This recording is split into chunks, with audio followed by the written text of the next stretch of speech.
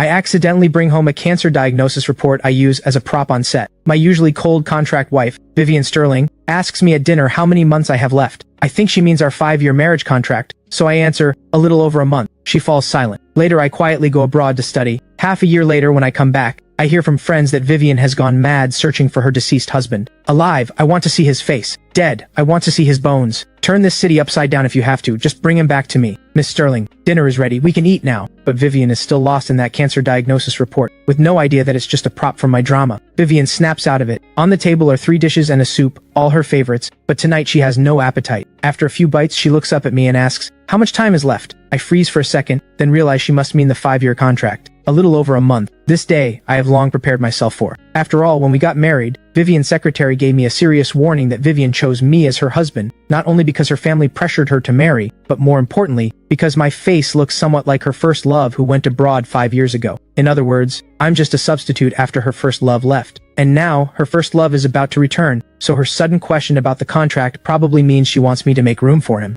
As my words trail off, I catch a slight frown on Vivian's face. I sigh inwardly and add, please don't worry, Miss Sterling. When the time comes, I'll leave on my own. I won't cause you any trouble. Honestly, I understand. After missing her fist's love for 5 whole years, she doesn't want him to see another man by her side. That's only natural. Over the years she has treated me decently. I shouldn't make this hard for her. Let's do this, Miss Sterling. I'll move out as soon as I can, but housing in Yorkfield is hard to find. Could you give me 3 days? In 3 days, I promise I'll be gone. You really want to leave that badly? My sentence somehow sets Vivian off. Clear irritation flashes across her face, and I don't understand what she means. Her face turns ice cold as she stands up. I didn't say move. You stay here and stay obediently. Then she walks straight back to her study. I stare blankly at her retreating figure, unable to grasp what just happened. Vivian rarely speaks to me first, and when she does, it's always something important. Today she brought up the contract herself, clearly wanting to settle it fast. And I already offered to leave. By all reasons she should be pleased. So why is she irritated? After some thought, I think I get it. She's a billion-dollar female CEO after all. She still values her word. She probably can't lose face on this, so she wants to honor the remaining month of the contract. She's always been like that. Over the years, she's been cold to me, but she has never broken a promise. Still, just because she values the contract doesn't mean I should be tactless. I should find a place fast and move out early. After dinner, I clean up and grab a folder from the coffee table, heading to my bedroom. This drama starts filming in 3 days, and I need to study fast. The moment I open the folder, I freeze. I brought this diagnosis report home. This report is a prop for my character.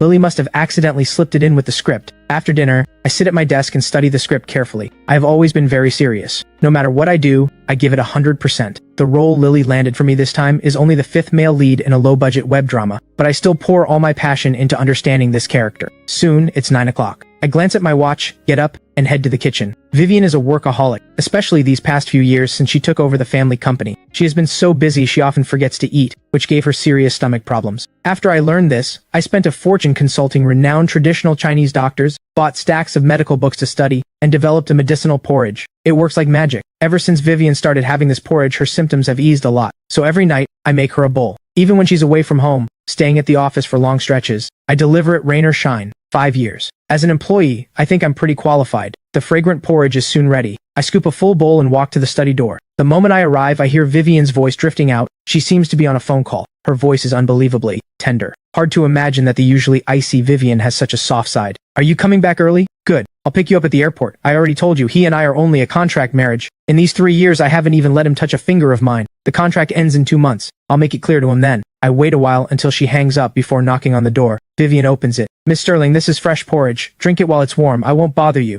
I set it down and turn to leave. Do you have any wish? Vivian suddenly asks. I pause, then put on a gentle smile. I know Vivian has always been kind. Since she took over Sterling Group, she has built dozens of Hope schools alone. And she's a well-known philanthropist in Yorkfield. Maybe realizing the contract is ending, she wants to offer some kind of gesture. Thank you, Miss Sterling. I shake my head gently. 5 years ago, you gave me $5 million in one payment. Over the years, you've also given me many gifts. It's more than enough. I have no wishes right now, but thank you anyway. Vivian falls silent, saying nothing more. Just as I'm about to leave, she speaks again. I know an internal medicine specialist. He's renowned both at home and abroad, especially skilled with lung disease. I've already called him. I'll send you his contact in a moment. You can go see him. When I hear this, warmth spreads in my chest. 5 years ago, the orphanage I grew up in caught fire. The director, Grandpa Hayes, rushed into the flames to save the children again and again, risking his life. He suffered severe burns over a large area, and his lungs took in so much smoke that he developed serious lung disease. The reason I accepted this contract was to raise money for Grandpa Hayes' treatment and to rebuild the orphanage. I never told Vivian about this. I thought she wouldn't care. Turns out I was wrong, she must have quietly looked into it herself. Thank you, Miss Sterling, I say with sincere gratitude. The next day I get up early and make a hearty breakfast. While waiting for Vivian to wake, I stand in the living room practicing my lines. At 8:20 Vivian walks out fully dressed. I have to admit, this woman is breathtakingly beautiful. Any outfit takes on a unique charm on her. Breakfast is on the table. In the microwave I warmed some milk for you. There are several options, you can pick whichever you like.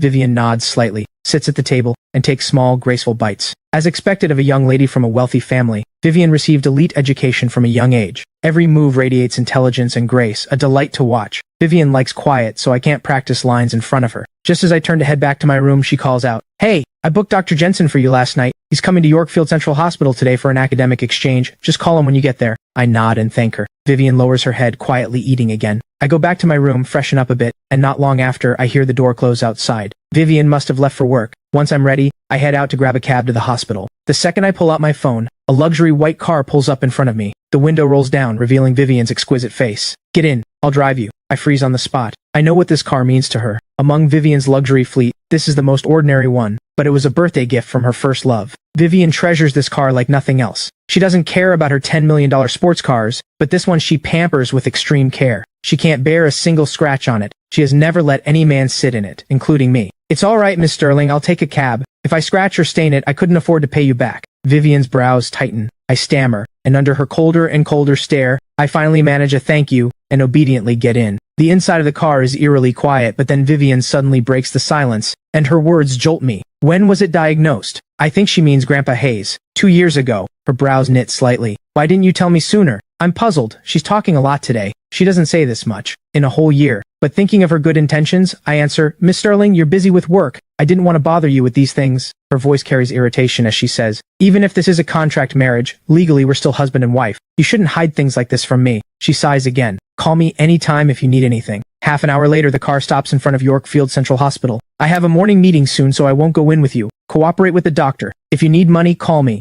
I thank her sincerely. Vivian glances at me, then drives off. I walk into the third hospital bed. Lying on it is a man in his 60s, his face badly disfigured by the fire. Despite multiple plastic surgeries, he still looks frightening. But his spirits are good, and the moment he sees me, he breaks into a smile. "Ethan, didn't I tell you? Work matters. You don't need to keep an old man company every day." "Grandpa, I found a lung specialist for you. He's at the hospital today for an exchange. I'll bring him over later to take a look." I sit by the bed peeling an apple. Halfway through, a group of doctors rolls into the room for rounds, led by a tall female doctor. Even with a mask on, you can tell from her eyes alone she is stunningly beautiful. This is Stella, the prodigy doctor of Yorkfield Central Hospital, and also Grandpa Hayes' attending physician. "Ethan, you're here early today." "Dr. Stella." I quickly stand to greet her. These past 10 years, I've been so grateful to have Stella's care. I deeply appreciate this kind doctor. Stella pulls me aside and asks, "Ethan, are you short on money lately? Grandpa Hayes' treatment funds are running out. If you need money." I immediately understand. I really am short of money these days. The $5 million Vivian gave me 5 years ago is long gone.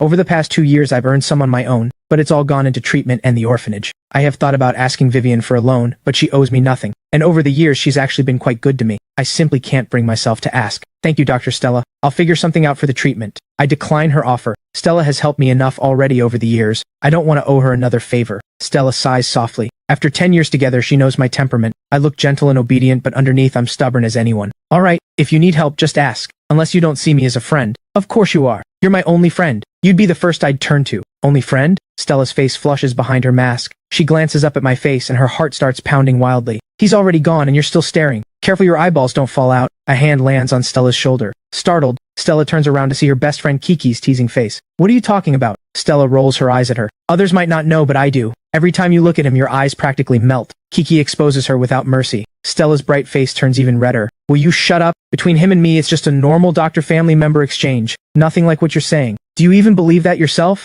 For 10 years you've taken care of Grandpa Hayes like he's your own grandfather. I've never seen a doctor treat a patient like that. Or maybe you've already cast yourself as his granddaughter-in-law? Honestly, Stella, if you really like him, just go for it. Who says it has to be the guy chasing the girl these days? He's a really good guy, super handsome, gentle, thoughtful. The orphanage has so many people, yet most of them just stop by briefly with a gift. Only he has cared for him faithfully for 10 years. Kiki says seriously, "In a society like this, guys with a conscience like that are rare. He may not have money, but your family does." A flicker of confusion passes through Stella's eyes. She still clearly remembers that day 10 years ago, when I knelt before her with pleading, dazed eyes, begging her to save Grandpa Hayes. Many people came from the orphanage that day. The others worried whether their belongings had burned up. Some might have worried about Grandpa Hayes' safety, but I was the only one wholly focused on his life. After that, she saw me by Grandpa Hayes' bedside every single day, day after day. They say no son stays filial through a long illness, but Stella never saw a trace of impatience on my face. Maybe this pure-hearted devotion moved her, and she began devoting more attention to Grandpa Hayes. Over time we grew close. What truly warmed our relationship was a violent medical dispute a year ago.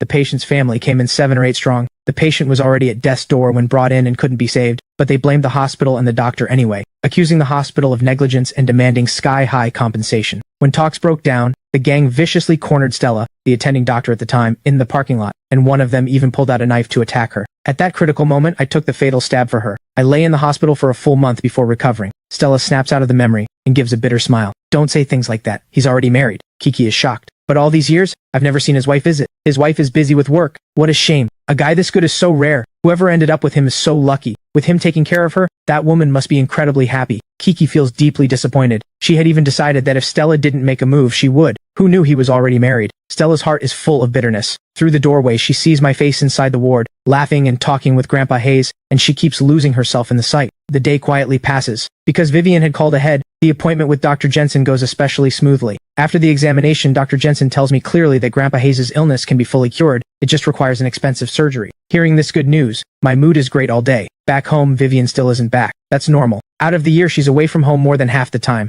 Not just because of work, but because most nights she sleeps at the office. I know Vivian does this to avoid contact with me. She truly loves her first love beyond measure. For him, she keeps herself pure. In 5 years, aside from business, Vivian has never let any man get close, not even me, her husband on paper. Around 9 at night, I finish the porridge and take a cab to her office. Sterling Tower, a towering 80-floor commercial giant. Walking into the lobby, the interior shimmers in gold like a palace. I have to marvel at the wealth of Sterling Group, especially since Vivian took over. It has only grown more prosperous, more vibrant. Standing here, I feel small and humble, an unspoken inferiority creeping in. At home, facing Vivian, I never feel this way. But standing here below her company tower, I truly understand how vast the gap between us really is. Give me the thermal box. Tessa, her secretary, steps out of the elevator in high heels, coolly extending a slender, pale hand. Thank you. I hand the box over, and just as I'm about to leave, Tessa suddenly says, Damien's return has moved up. He may be back tomorrow afternoon. Damien is the first love Vivian has been thinking of for 5 years. To avoid misunderstandings, you should move out of Miss Sterling's home as soon as possible. I nod. I'm already looking. Tessa pauses at this, glancing at me a few extra times. She knows mine and Vivian's marriage is contractual, but she doesn't know my real reason was to raise funds for Grandpa Hayes' surgery and to rebuild the orphanage. She just sees me as a gold-digging kept man and has always looked down on me, never giving me a kind face.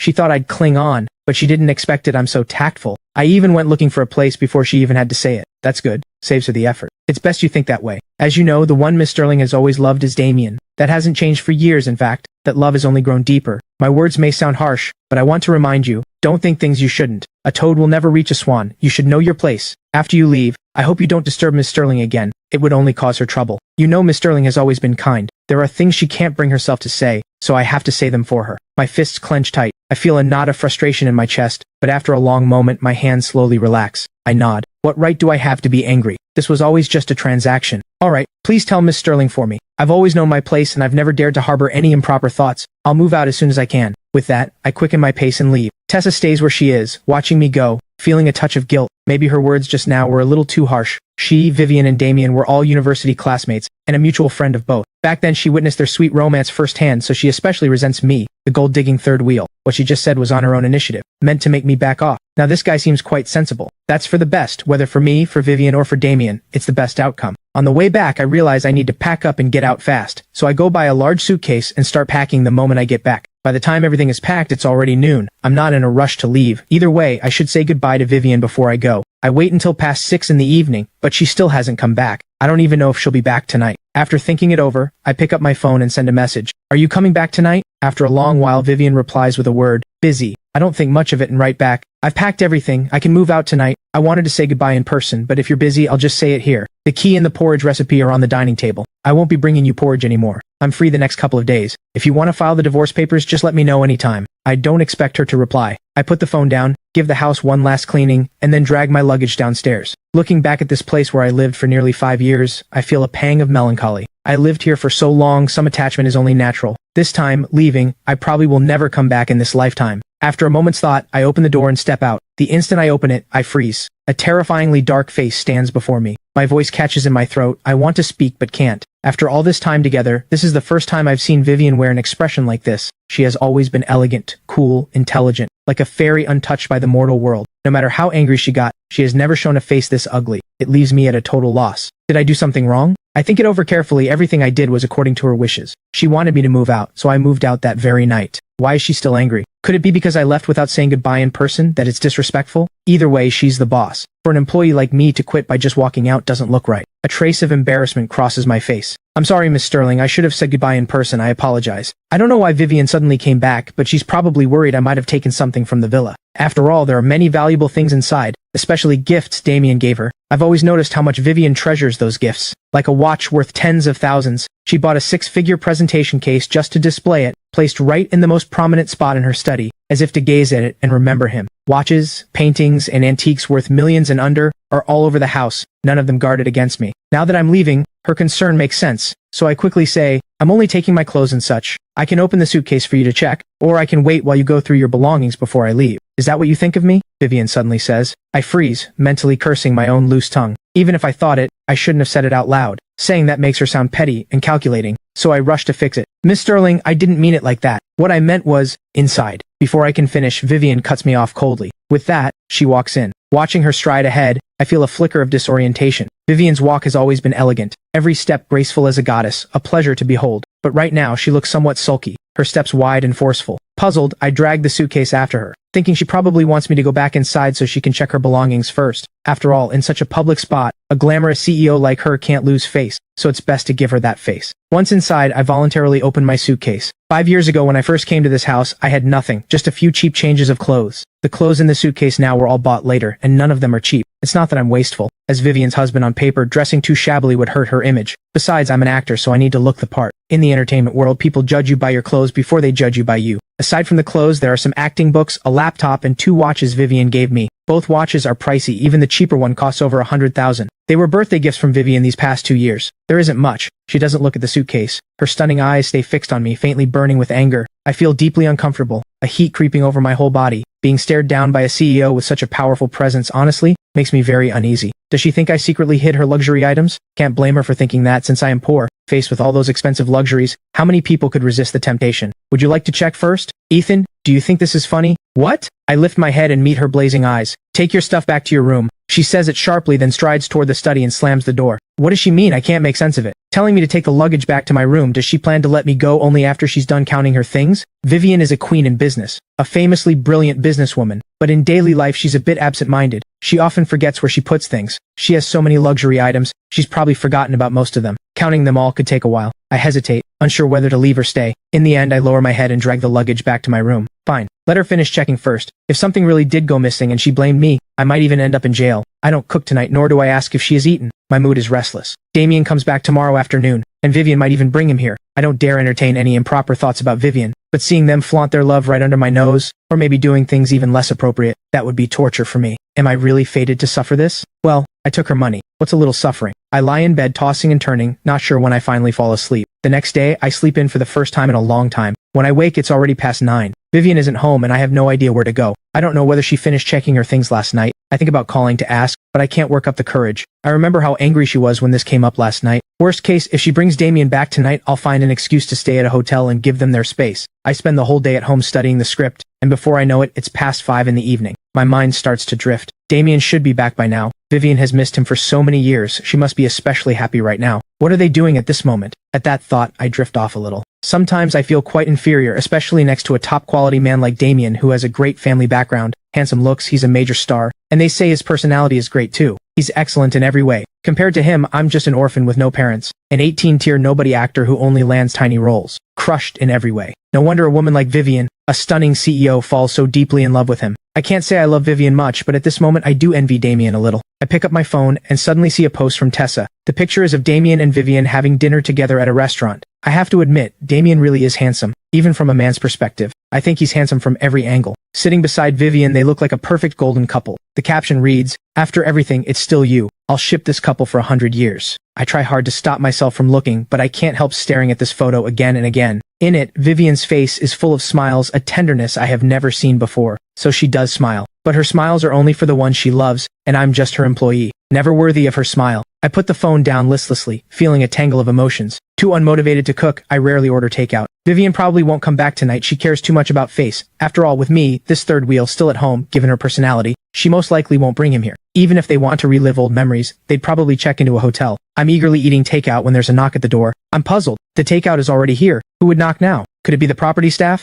I walk to the door and open it, and freeze. It's Vivian. Why is she back? Isn't she supposed to be in a hotel with Damien, pouring out their hearts to each other? I glance past her, but she's alone. No sign of Damien. What are you looking at? She asks, frowning. Oh, nothing. Why are you back? I ask reflexively. Vivian snaps. This is my home. Shouldn't I be back? Is that what I meant? Your first love is back today. You two should have endless things to talk about. Shouldn't you be at a hotel right now enjoying yourselves? I don't dare say any of this. I just laugh awkwardly and let her into the room. I figure Vivian is a proud woman, and a very traditional one. Her pride would never let her give herself away at the very first reunion. I've always known the outside world knows she's married, yet plenty of top-tier men still pursue her, but she's always cold to them. She has never been too close with any other man, nor has she had any scandals. Years apart in different countries might make them feel a little distant. After some time getting reacquainted, maybe she'll fully open her heart to Damien. You're eating this instead of cooking? She walks in, sees the takeout boxes on the table, and asks, I wasn't in the mood today, so I ordered takeout. Have you eaten? I can make something for you. I know she had Western food with Damien, she probably won't ask me to cook again. Why weren't you in the mood? She suddenly asks, looking at me.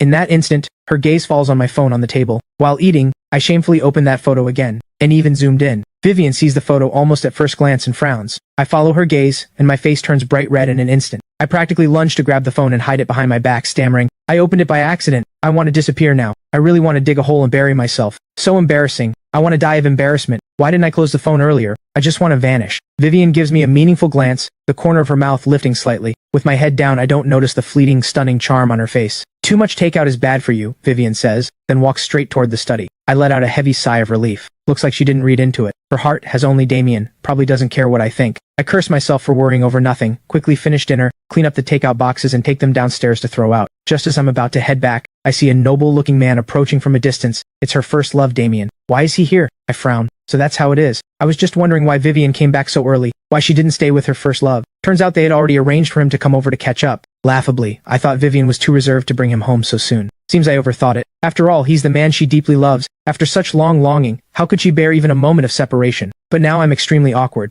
Should I go back upstairs? Or should I be tactful and slip away, giving space to this lovesick pair? Or should I go back and say goodbye to Vivian first? As Damien gets closer, I have to admit, even I'm impressed. This man really is handsome. Damien and I do look somewhat alike. If we walk together, people might even mistake us for brothers. No wonder Vivian paid such a high price for our contract marriage. Wearing a face like this, I feel both grateful and sad. Grateful because thanks to this face, Vivian noticed me, and I was able to raise money for Grandpa Hayes' treatment. Sad because also because of this face, I became the substitute for years. Someone Vivian stares at to remember Damien. You're Ethan, right? While I'm caught in my thoughts, Damien walks up in front of me, sizing me up. His eyes hold 30% amusement and 70% mockery. I lift my head, our eyes meet, and I sense the contempt in his gaze. But I can't really get angry. Either way, I'm just this man's substitute. He has the right to mock me. Since I took the money, I prepared myself long ago for humiliation. You're Mr. Damien, right? You're here for Miss Sterling, I'll take you up. I quickly put on a smile. Vivian is my employer, and this man is her boyfriend, half my employer too. As a proper employee, I need to do my job properly. Damien pauses, then smiles with amusement. Then thank you. I lead Damien upstairs and immediately go to tell Vivian. I take a deep breath, walk to the study, and knock. What is it? Vivian's cool voice comes from inside. Miss Sterling, your boyfriend is here. Silence. After a moment, Vivian opens the door, glances at me first, then walks frowning to the living room and immediately sees Damien on the sofa. Why are you here? Vivian smiles faintly and walks over to sit beside him. I'm stunned. Wasn't this arranged? Vivian, Tessa told me you moved into a new place these past few years, so I came to see it. Nice decor. Damien, it's your first time here. Let me show you around. Sure. The two stand and begin walking around. When they reach the door of my room, Damien asks in delight, natural minimalist style, my favorite. Vivian, was this room originally meant for me? And this Bosendorfer grand piano? I remember I only mentioned in passing that I liked it. I can't believe you actually bought one. Vivian, you're so good to me. I happened to come back just after slicing fruit and overhear their conversation. I'm a little stunned. So this room was decorated according to Damien's taste. Actually, I like it too. Simple, understated, beautiful, especially that piano. I am not from this world. In my previous life, I was also an orphan, raised by a poor grandfather, and I worked my way into a top music conservatory through my own effort. So I have a deep love for music. After I transmigrated into this world, the first time I saw this piano, I fell in love instantly. Every day while Vivian wasn't home, I would play for a while. Unfortunately, one afternoon she came back early to grab a document and caught me playing the piano in the room. I still remember how her face turned so dark it looked like a storm was about to break, and her voice carried a sharp edge of fury. Who said you could touch this piano? Without my permission, you are never to touch it again. At the time, I thought she was just afraid I'd damage this expensive piano. I kept apologizing and promised never to touch it again. Only now do I understand. This piano was bought for her first love, it belongs to him alone. After sitting on the sofa in a daze for a while, Vivian and Damien come back. I stand up. Mr. Damien, please have some fruit. Miss Sterling, I have something to do tonight. You two chat, I'll head out. I quickly go back to my room, grab a jacket and get ready to leave. Looking at this situation, Damien might even stay overnight. I'd better slip away fast. Better than staying here and being an eyesore. Where are you going? Vivian suddenly fixes me with an unfriendly stare. What could you possibly have to do? I feel a knot of frustration. I'm giving you two space, what more do you want? Do you really need me here as a third wheel to feel comfortable? I have no idea what's on this woman's mind. For a moment I can't come up with a good excuse, and just stammer. Her voice grows colder. Sit right here. I freeze in place. Vivian, since Mr. Ethan has somewhere to be, just let him go, Damien says with a smile to diffuse the situation. I let out a breath of relief, and throw him a grateful glance. Honestly, I may be a proper employee who follows every reasonable request from my employer, but watching people flaunt their love right in front of me, even eavesdropping by the wall, I really don't have such a weird hobby. The moment I turn to leave, Vivian shouts again. Stop! My foot, just about to step out, freezes again. Damien, it's getting late, why don't you head back early and rest? She puts on a gentle face, speaking softly. Damien is taken aback, almost in disbelief. He came tonight planning for something to happen, even bringing a pack of protection in his pocket. He never expected that, less than half an hour in, Vivian would actually show him the door. And yet, her next words leave Damien completely speechless as she adds tactfully, I have a morning meeting tomorrow. I need to spend tonight going over some materials. Once she says that, Damien can't insist. He stands and nods. Right, work matters. Oh, by the way, are you free tomorrow? I'd like to take you to a movie. Some other time, tomorrow, might be busy. I have several meetings. Damien pauses again, hesitating a long time before slipping into his signature smile. Alright, I'm back for good this time. We'll have plenty of chances. Damien leaves. Before he goes, he gives me a long, deep look. The coldness in his eyes sends a shiver through me. This guy really hates me now. I'm speechless. Vivian rejected him. What does that have to do with me? Didn't he see I was about to give them space? This makes me realize I have to stay far away from these two, or there's no telling how much more trouble is ahead. With that thought, I can't help asking cautiously, Miss Sterling, did you finish counting your things? Vivian's face immediately turns cold. Counting what? Your belongings. I haven't yet noticed her growing colder, and keep talking. I'm poor, but I'm really not that kind of person. You can search everything, nothing should be missing. Before I can finish, a wave of cold suddenly rolls through the room. I freeze for a moment, then look up and meet Vivian's gaze, looking ready to kill. Do you think you're being funny? No, I'm not. I can't figure out what's on this lady's mind. What I said is good for everyone. You finish checking, I leave early, everyone's happy, you win, I win. Isn't that what everyone wants? Why are you making this ugly face? She stares coldly at me for a long time, until my skin crawls. Without a word, she walks into the study and slams the door. While I'm still stunned, the door opens again. She looks like ice all over, her voice colder than ever. Ethan, our contract isn't over. I paid you. Before this contract ends, if you dare leave this house, you just try. The door slams again. I stand there, mouth open, speechless. I really didn't think this fairy-like CEO had a hobby of making people watch her and her first love show off their love.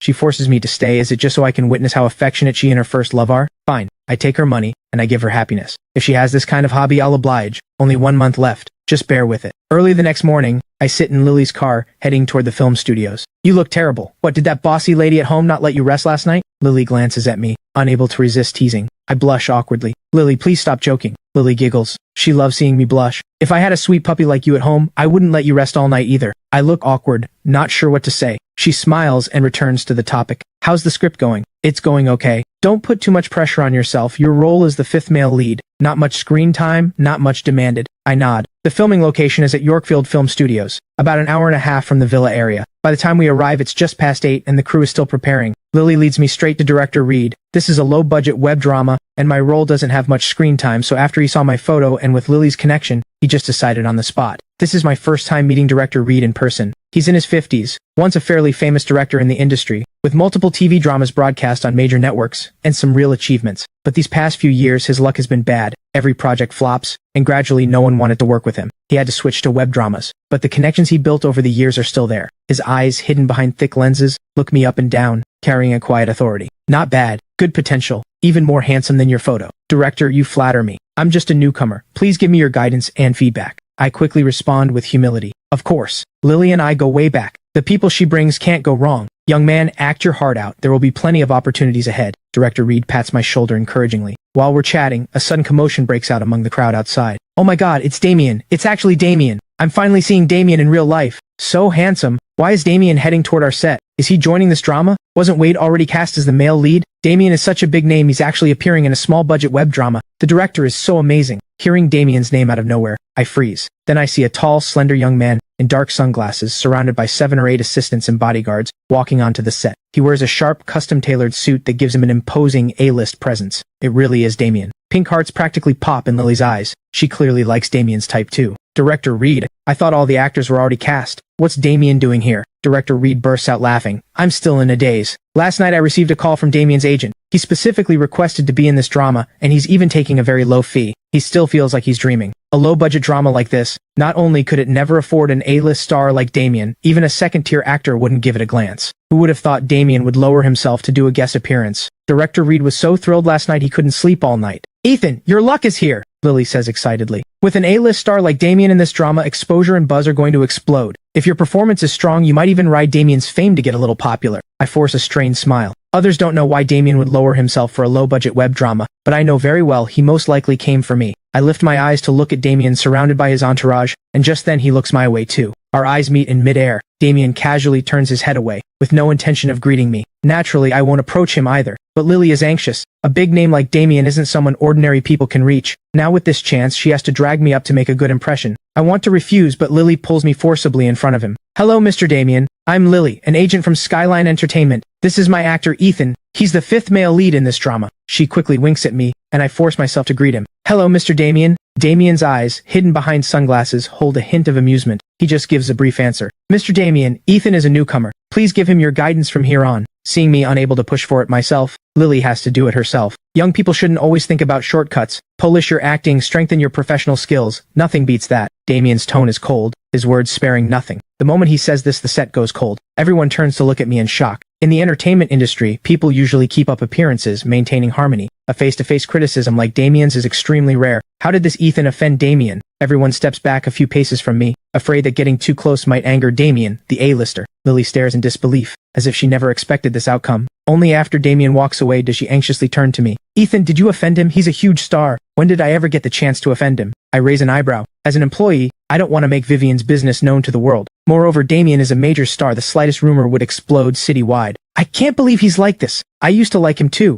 Lily is very displeased. Between her idol and her own client, she sides with me without hesitation. My own sweet puppy is better behaved, way better than that snooty Damien. Don't worry, your role isn't big, and you have no scenes with Damien. From now on, just avoid him when you see him. Lily comforts me. I'm thinking the same thing. My character only exists in the female lead's memories. I have no scenes with Damien. At most, I just need to stay far away from him. But the unexpected often comes without warning. Leo, am I your only one? Tell me quickly, am I Bella your only one? On the playground, a young girl lifts her delicate face, stepping back as she calls out loudly to the handsome boy in front of her. Yes, Bella, you'll always be my only one. Cut, Director Reed suddenly roars. Ethan, what are you doing? If you can't act, get out. Do you know you're wasting everyone's time? The shout stuns everyone. Ethan's acting just now was brilliant, full of emotion, sincere feeling. No one knows where the director's anger came from. I'm sorry, Director, my mistake. I sincerely apologize. Director Reed barks, take it again. I steady myself and pour all my emotion into the character. But after that, no matter how I perform, Director Reed isn't satisfied. His curses grow harsher. Everyone can tell that this isn't a problem with Ethan's acting.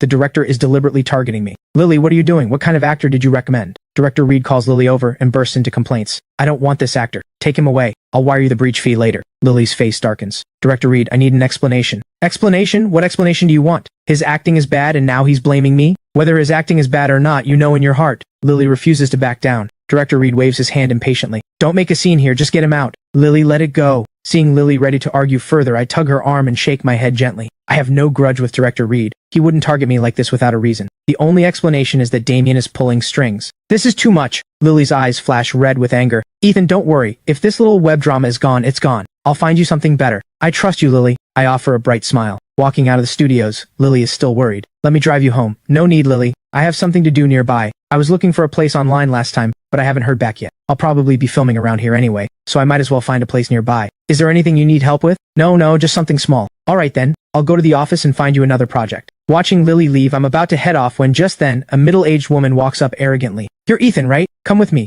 Mr. Damien wants to see you. I don't agree. Before today, I had no ill will toward Damien, even though he's the one Vivian holds in her heart. But what Damien did today truly disgusts me. I may be even-tempered, but that doesn't mean I have no temper. Are you deaf? Come with me now, the middle-aged woman yells, pointing at me. A good dog doesn't block the road. I walk past her and prepare to hail a cab. Hearing this, the woman's face goes green with rage. She grabs my arm. Who are you calling a dog? Let go. My face turns cold. And if I don't, what are you going to do?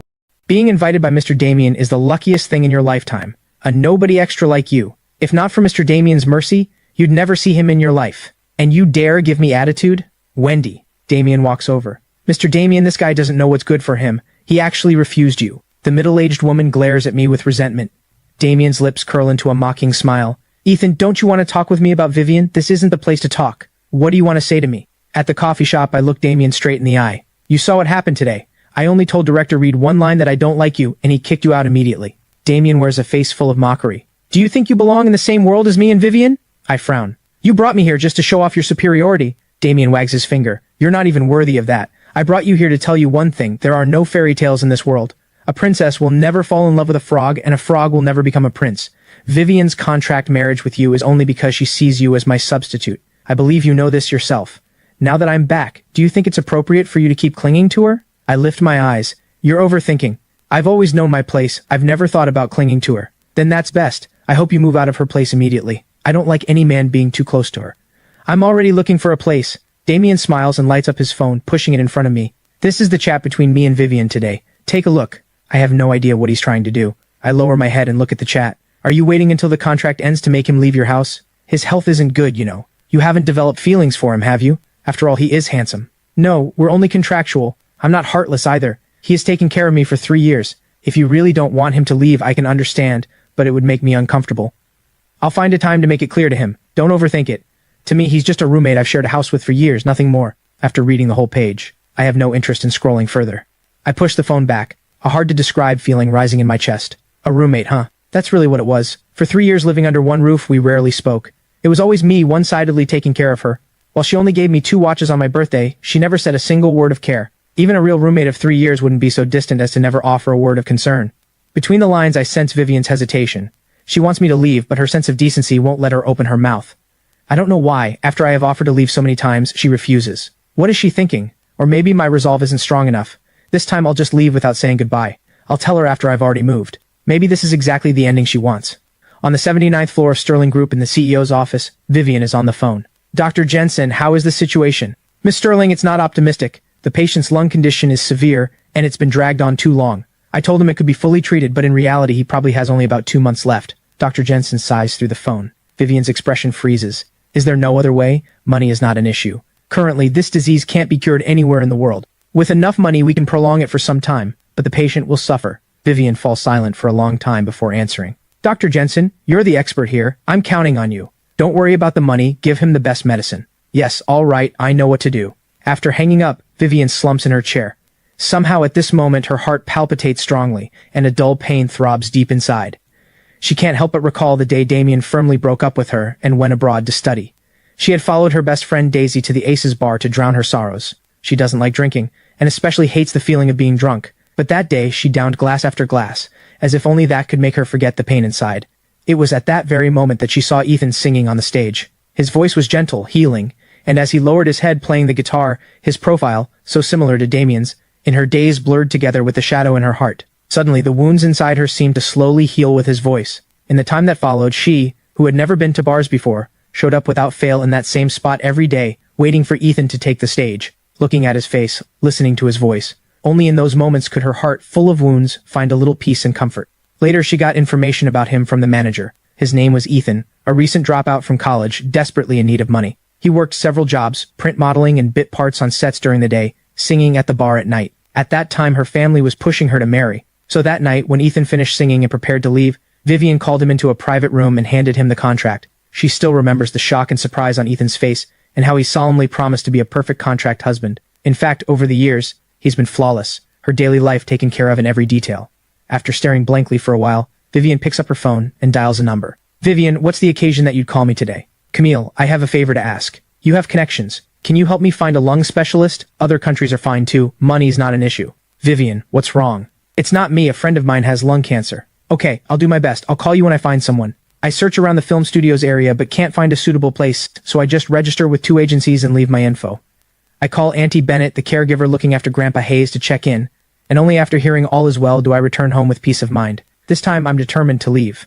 After packing, I find a cheap nearby hotel and check in. At night, I'm at the hotel making do with a bowl of instant noodles when Vivian's call comes in. I hesitate a long while before forcing myself to tap answer. Where did you go? Vivian's voice is icy, with a hint of anger underneath. Miss Sterling, I'm staying at a hotel for now, I answer honestly. Come back. What? I'm stunned. I said come back. I really don't get it. I've put myself in her shoes and done everything I could. She was too uncomfortable to ask me to leave, so I left on my own. Her conscience made her try to keep me. Fine, I'll slip away quietly. I've gone this far. What more does she want? I can't help but frown. Miss Sterling, there's really no need for me to come back. What do you mean? I sigh. Miss Sterling, only 1 month is left on the contract. And now that Damien is back, if I stay there, I think Mr. Damien would feel uncomfortable, and so would you. Better to just end it here. 5 million over 3 years comes to about 140,000 a month. 1 month left equals 140,000. I'll find a way to pay you back, but I'm a bit short right now, so it might take a while. The other end falls silent, but I hear her breathing growing faster, as if she's holding back her anger. I'm a little annoyed. You already told Damien that you'd find a way to make me leave. There's really no need to keep up this act now. Miss Sterling, don't worry. I'm not a loose mouth. I won't go around talking about this. I would never tarnish your reputation. The only thing I can think of is that she's afraid I'll spread things outside, damage her reputation. After all, Sterling Group is publicly listed. The slightest negative news about Vivian could affect the company's stock price. Vivian remains silent. I thought my words would have satisfied her, so I breathe a sigh of relief, quietly hang up the phone, and quickly finish my instant noodles. I stand in front of the bathroom mirror practicing micro-expressions. I have nothing right now. The only thing I can fight with is acting. Ever since I transmigrated into this world, I have practiced in front of the mirror at every free moment, which built the acting and line skills I have today, especially with Grandpa Hayes, who still needs expensive treatment, plus owing Vivian 140,000. I feel a sense of urgency. As I'm about to go to bed, however, suddenly there's a knock at the door. I'm puzzled. Who would knock at this hour? I slip on my slippers, get off the bed, and peer through the peephole. I freeze. Vivian. How did she find this place? Why is she here? My head is a mess, my heart in knots. It's no surprise Vivian could track me here. After all, the Sterling family has connections everywhere. Finding out which hotel someone is staying at is far too easy for her. But I just don't understand. I've already made things clear. Why would she come in the middle of the night? I don't know how to face her, but she's already at the door. Not opening would be rude. I take a moment to prepare myself, then turn the handle and pull the door open. The moment it opens, Vivian's starry eyes lock onto my face. There is no expression on her face. Pack your things and come back with me. I stand still, quietly looking at her. She seems to have come in a hurry, her hair is slightly messy, and she's still wearing her custom business suit from work. Vivian is someone who values her quality of life. She doesn't drink hard liquor, but at home she often sips red wine. After work she would never wear business attire. She usually changes into something casual. She must have come home after work, seen the place empty, immediately pulled strings to find which hotel I was at, and rushed straight here. I just don't get what she's doing. She so clearly wants me out of that house, and yet she puts on this act for whose benefit? I'm not going back. I shake my head. I made it clear on the phone. What are you sulking about? Are you upset because Damien came to the house the other day? Vivian's brows knit tightly. I frown, stunned. Why does she say that? Does she think I'm jealous? At the thought, my face turns slightly red and I hurriedly say, Please don't worry, Miss Sterling. I absolutely have no such thoughts. You and Mr. Damien are the couple. You and I are only contractually married. I've known that since the day I signed the contract, and I would never have unrealistic thoughts. Please don't misunderstand. Hearing this, Vivian pauses slightly, looking a bit angry. In any case, the contract isn't over. I won't allow you to leave. Come back with me now. I shake my head. Since I've already moved out, I'm not going back. After all, I really don't have that weird hobby of watching a couple in love. I'll ask one more time. Are you coming back or not? Vivian sharpens her tone. Miss Sterling, I'm fine staying here. Vivian gives me a long, deep look, then turns and leaves. I quietly watch her go. For a woman this proud to come and try to convince me to come back, it's already beyond what I expected. I've spoken so harshly. With her proud personality, she should have given up completely. I feel a small wave of relief. I am grateful to Vivian. Without those 5 million back then, Grandpa Hayes would have died long ago, and the orphanage couldn't have been rebuilt. But one thing at a time, I don't want to go back to that house, to watch them flirt as a couple, and even less to see Damien's face. Without today's conflict with Damien, I might not be this resolute, but right now I have a physical disgust for that man. Past 11 at night, a call wakes me up. Hello, who is this? Ethan, what kind of husband are you? A sweet, sharp female voice scolds from the other end. Get to the Aces bar now. Vivian's drunk. All sleep leaves me instantly. I sit up in bed and check my phone. It's Vivian's best friend Daisy. I'm on my way. Without minding my messy hair, I quickly throw on clothes and grab a cab to the Aces bar. The moment I enter the private room, I see Vivian passed out on the sofa, cheeks flushed, mumbling something through her rosy lips.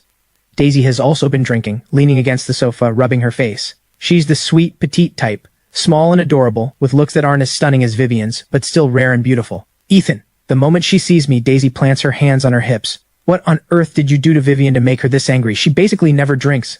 Look at her now, how drunk she is. I feel helpless. Miss Daisy, this shouldn't have anything to do with me. Maybe she had a fight with Mr. Damien. I don't believe my refusing to come home is what made her this angry. In these 3 years, Vivian has never invested any emotion in me, including her angry side. Her joys, anger, sorrows, and joys are only ever for Damien. Daisy pauses, thinks, and realizes, right, Vivian has never even given this man a proper look. How could she be so angry at him? With that thought, her anger fades. Just take her home. The moment she says it, she thinks of something and raises a brow. I'm warning you, Damien is back now. Don't you dare take advantage of Vivian while she's drunk. I take the chance to say, why don't you call Mr. Damien to come pick her up? I called him. He has an event tonight and can't get away. There's no other choice. Vivian is this drunk, I can't just leave her. Miss Daisy, if you don't trust me, you can come back with me. There are plenty of rooms at the house, you can stay overnight. Daisy thinks it over and nods. Fine, I really don't trust you. I let out a bitter smile, walk over to Vivian and easily scoop her up bridal style. Vivian is tall but very light, maybe about 100 pounds. On top of that, since I'm aiming for the entertainment industry, I work out every day in the third floor gym, keeping a fit physique, 8-pack abs, packed with strength. I find Vivian's car in the parking lot and skillfully drive toward the villa area. Ethan, your contract with Vivian is almost up. Daisy in the backseat rubs her aching head and suddenly asks, yeah, 1 month left. Now that Damien is back, what are you thinking? I know what she means. I already moved out. You moved out? Daisy is shocked, looking at me in disbelief. Yeah, staying at a hotel for now. I'll move once I find a place. Daisy stares blankly. Are you really okay with it? Vivian has billions. Even if it's a contract marriage, you two registered legally. Are you really willing to take nothing and just leave her like this? I smile. What's there not to be willing about? None of it was ever mine. On the contrary, Miss Sterling has taken great care of me.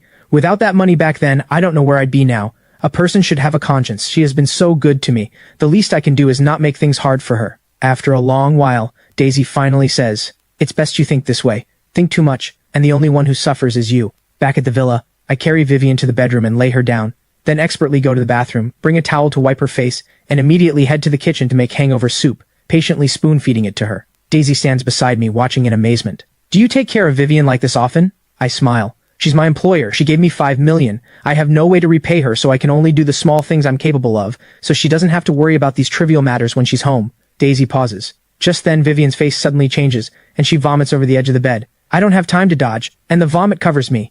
Even the most beautiful woman vomiting is hard to describe. A foul smell fills the whole room. Daisy, standing beside me, gets some on her too, screams, and quickly steps back. By the time it's all done, it's past midnight. I don't even remember falling asleep. The next morning, I just finished making breakfast when Vivian and Daisy come out together, freshened up. You're up. Come have breakfast. I'm bringing the breakfast out from the kitchen, the beautifully plated meal. Ethan, did you make all this? Daisy stares at the table in shock. A plate of osmanthus cakes, shaped like hearts, decorated with fresh flowers, a plate of durian pastries carved into various little animal shapes, and a bowl of lean pork congee, the aroma reaching you from far away, making your mouth water. She really didn't expect I had such impressive cooking skills. Miss Daisy, it's nothing special. Just a few simple dishes. Vivian looks at the exquisite breakfast on the table, her eyes complex. Over the years, I have often made all sorts of breakfast for her in creative ways. She used to take it for granted, thinking nothing of it. Now thinking back, even hiring a 5-star chef wouldn't guarantee this kind of treat every day. This is so good! Ethan, did you study cooking before? Daisy sits down, picks up an osmanthus cake and takes a bite. Her big eyes curl into crescent shapes. No. I used to cook for the kids at the orphanage. After I came to Miss Sterling's 5 years ago, I had a lot more time, and I studied it for a while. Hearing this, Vivian can't help but lift her head, stunned. You're an orphan? Vivian asks in shock. She has never known this. Over the years, I have occasionally disappeared for a few days, saying I was going home. She thought I had family. She never expected I was actually an orphan.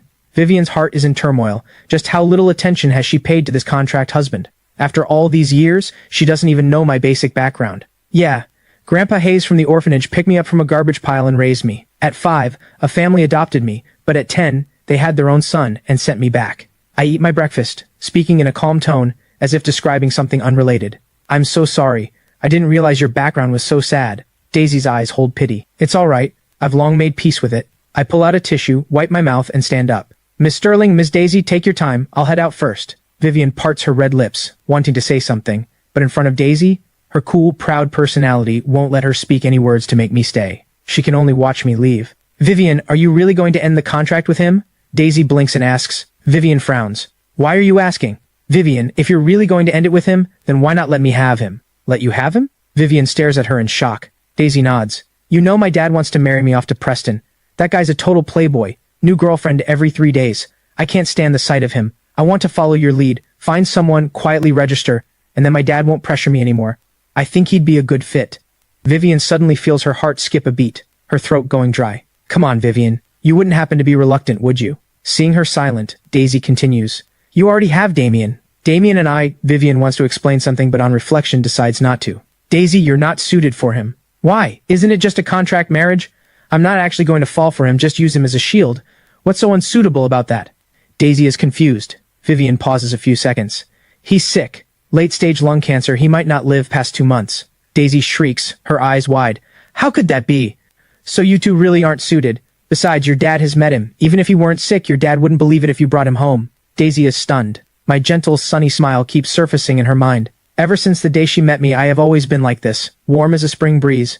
She didn't think much of me before, barely ever gave me a kind look, didn't even bother to speak with me much. But no matter how rude her attitude from beginning to end, I always greeted her with a smile and respectfully called her Ms. Daisy. Whether out of pity or something else, at this moment her chest feels tight, and even the exquisite breakfast on the table becomes tasteless.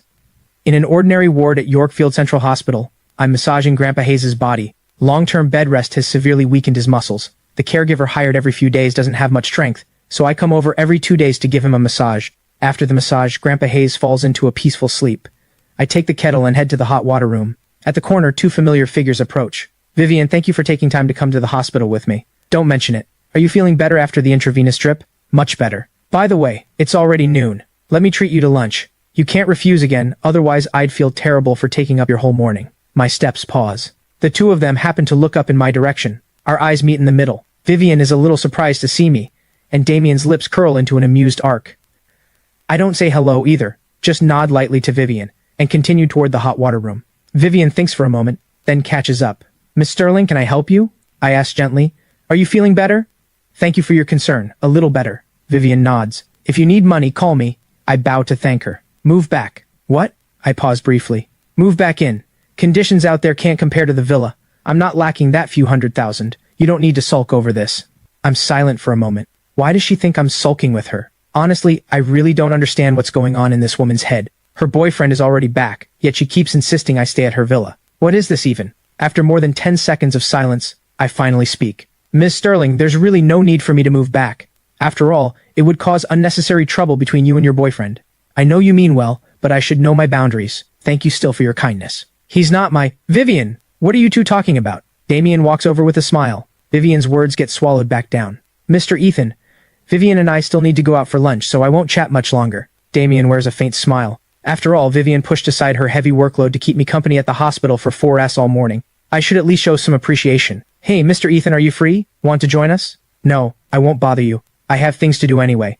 I step around them and walk forward. Vivian watches my back, feeling unsettled. Let's go, Vivian. I happen to know a great restaurant. Let's try it. Sorry, Damien. Something urgent came up at the company. Next time. Vivian declines. All right then, you go handle it. We have plenty of time later. Damien shrugs casually. Next time I'll treat you. Vivian doesn't say more, turns, and leaves the hospital. The moment she turns, Damien's sunny, handsome face darkens instantly, his cold eyes shooting a glance in the direction I left. Hello, Dr. Jensen. In the hospital office, I meet Dr. Jensen again. Have a seat, young man. Dr. Jensen has a head of gray hair and a kind manner. Dr. Jensen, did something happen to my grandfather? I ask nervously. Don't worry yet. Just listen to what Dr. Jensen has to say. Stella, sitting beside me, comforts. Young man, the other day I saw you weren't in good spirits, so I didn't tell you the truth. I thought about it after I got back, and as a patient's family, you have the right to know. This shouldn't be hidden, Dr. Jensen says, placing a diagnosis report in front of me. Your grandfather's condition isn't good. He's a long-time smoker, and his lungs aren't in good shape. The fire 3 years ago, where he inhaled large amounts of smoke, made his lungs worse. He has now developed late-stage lung cancer. A conservative estimate gives him about 2 months. I feel like I've been struck by lightning. How is this possible? Dr. Jensen, when Grandpa Hayes was hospitalized before, we did full-body checkups and found no signs of cancer. Stella's face goes pale. Was your main focus before on the burn treatment? Dr. Jensen asks. Stella nods. She's a burn unit doctor and isn't very skilled in internal medicine. No wonder. Mr. Hayes has been hospitalized for a long time. You probably only did a full checkup when he was first admitted, and the rest of the time focused on burns. Dr. Jensen continues. Some lung lesions are too small to detect with instruments at the beginning. This illness develops slowly over these 3 years without prevention. Stella's face turns white. She's Grandpa Hayes' attending physician. Letting such a serious illness develop, she can't escape the blame. She doesn't know how to face me. Dr. Stella. Although I'm devastated, I still notice her distress. This isn't your fault. You're a burn unit doctor only responsible for the burns. It's my fault. Grandpa Hayes always coughed back at the orphanage. I ignored it, thinking it was nothing. I'm the one who hurt him.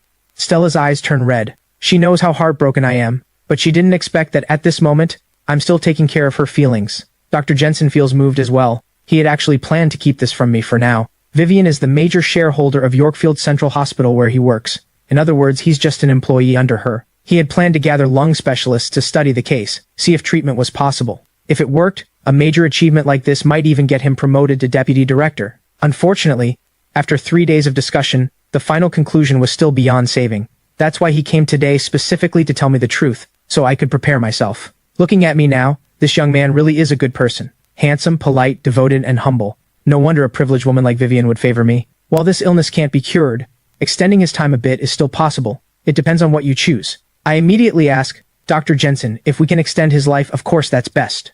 Dr. Jensen nods. But it requires a significant cost. A good targeted therapy drug came out of other countries recently, but the price is quite high. 200,000 per dose. For your grandfather's condition, he'd need at least 2 to 3 doses per month, and if he develops drug resistance, that rate will increase.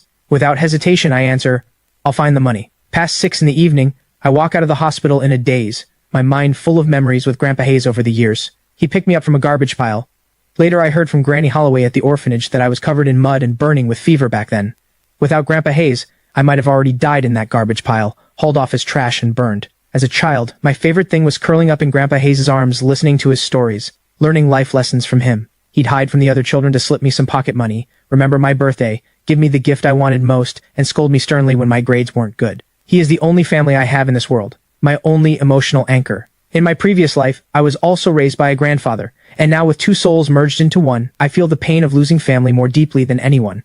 As I walk, tears spill down my face. Ring, ring. A call comes in. I pick up my phone and glance at the screen. A trace of weariness crosses my face. Hello? What hello? Can't even call me mom anymore? I really raised you for nothing all those years. A sharp, bitter female voice comes through. This is my former adoptive mother, Fiona. She raised me from age 5 to 10. In the early years, the couple treated me decently, like their own son. But when I was 8, Fiona, who had been declared infertile, unexpectedly got pregnant. 10 months later, she gave birth to a chubby baby boy. The couple was overjoyed. But that was the day my nightmare began. With their own son, they couldn't stand the sight of me. Before I was even 9, I took on all the housework, and any displeasure meant a beating. A year later, they sent me back to the orphanage. That should have been the end of it. But 3 years ago, they somehow heard I had married a female boss, and started showing up every few days, screaming I was an ungrateful brat, that I'd gotten rich and forgotten to repay their upbringing. When they couldn't find me, they made scenes at the orphanage, turning the whole place upside down. I couldn't take it. Thinking they did raise me for a few years, and were good to me in the early years, I gave them 200,000 all at once. After getting that money, the couple was quiet for a while, but within half a year, they started the same scheme again, saying the upbringing money was nowhere near enough. After learning I was acting, they even threatened to call reporters to expose me. Afraid of damaging Vivian's reputation, I gave in time and again over these 3 years, only to be met with the couple's escalating greed. I don't even need to think about it. Fiona calling is definitely to demand money again. I rub my temples with a headache, thick weariness flickering in my eyes. Are you deaf? Your younger brother is about to take the college entrance exam, and he'll definitely get into a good university. There isn't a single penny at home right now. Wire me 200,000 immediately for your brother's tuition. Fiona speaks in a commanding tone. I sigh. Fiona, I really don't have money. Bullshit, don't think I don't know. That CEO woman you married is worth billions. You can't even cough up 200,000? Are you even human? If I hadn't adopted you back then, you would have starved to death. Fiona snarls. I already told you, she and I are only contractually married. I'm just an employee under her. Do you really think a woman of her status would fall for an orphan like me? I continue wearily. And my contract with her is almost over.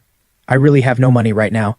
Grandpa Hayes is seriously ill, and we still need a lot of money to save him. Fiona, I'm begging you. I've given you at least $1 million over the years. You built a villa, bought a luxury car. Please leave me alone. The moment Fiona hears this, she shrieks at the top of her lungs.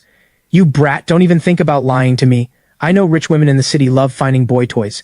That CEO definitely keeps you because of your looks. Telling me you have no money? Like hell I'd believe you. Want me to let you off? Fine. Wire me 10 million in one payment, and I promise I'll never bother you again. 10 million.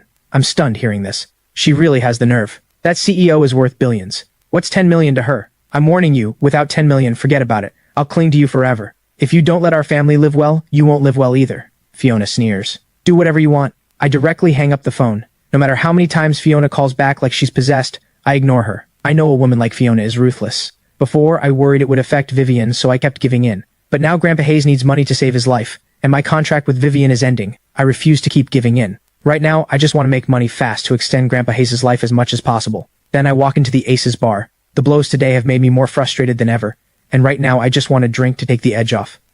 The Aces bar is a large lounge bar with heavy traffic. When I used to be a resident singer here, it was basically packed every night. That's because the owner runs the place well. Hey Ethan, what brings you here? The moment I walk into the bar, a pretty woman in her 30s lights up and walks over. Rose. I break into a smile. This woman is Rose, the manager of the bar. She took good care of me back when I worked here. I'm here as a customer today. And here I thought you came specially to see me. Got my hopes up for nothing. Rose rolls her eyes at me, and I scratch my head awkwardly. You ungrateful little thing. Got yourself a wealthy woman and now you look down on us poor friends? 3 years and not a single visit. Rose's voice carries a hint of resentment. I don't know what to say and quickly change the subject. Rose, is Lena still singing here? You have the nerve to bring up Lena? She liked you so much back then and you ran off with that rich woman without even saying goodbye. Do you have any idea how hurt she was? Rose says helplessly. She left less than a month after you did.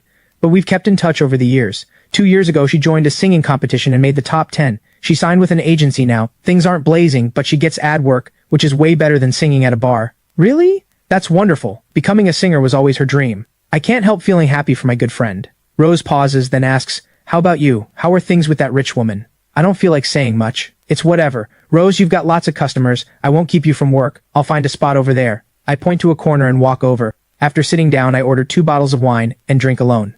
Rose comes over for a glass with me at one point. Just as a warm buzz settles in, a surprised voice suddenly comes from beside me. What are you doing here?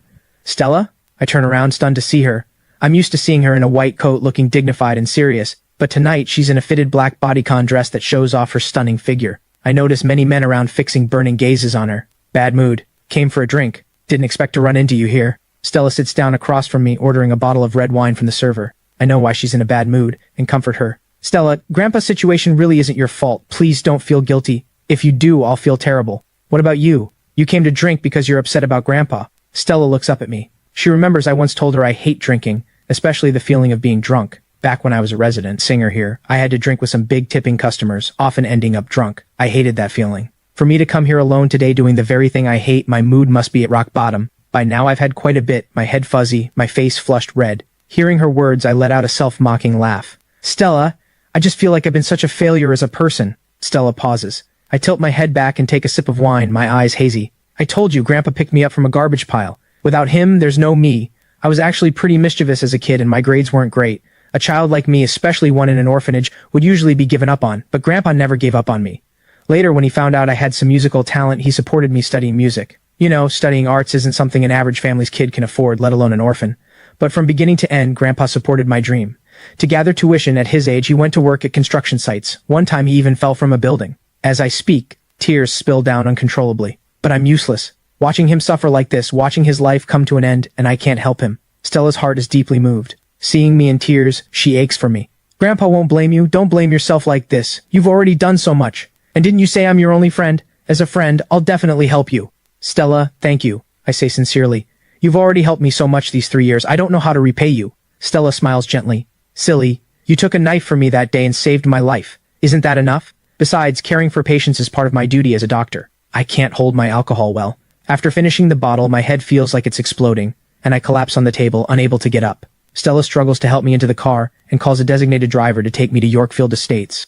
She doesn't know yet that I moved out of the villa area. She has dropped me off here a few times before, so she remembers the location, but she doesn't have Vivian's number, so she has to use my phone to call her. Hello? A cool voice comes through the receiver. Is this Miss Sterling? Ethan is drunk. Please come to the gate to pick him up. Who are you? Hearing a woman's voice on the other end, Vivian demands. I'm his friend. Vivian falls silent for a few seconds. More than 10 minutes later, Vivian walks to the gate in casual clothes. When she sees Stella standing at the car door, she's stunned. This woman is too beautiful. In looks, she matches Vivian, and she also has a graceful air that Vivian lacks, like a refined young lady from the South. When did Ethan have such a beautiful female friend?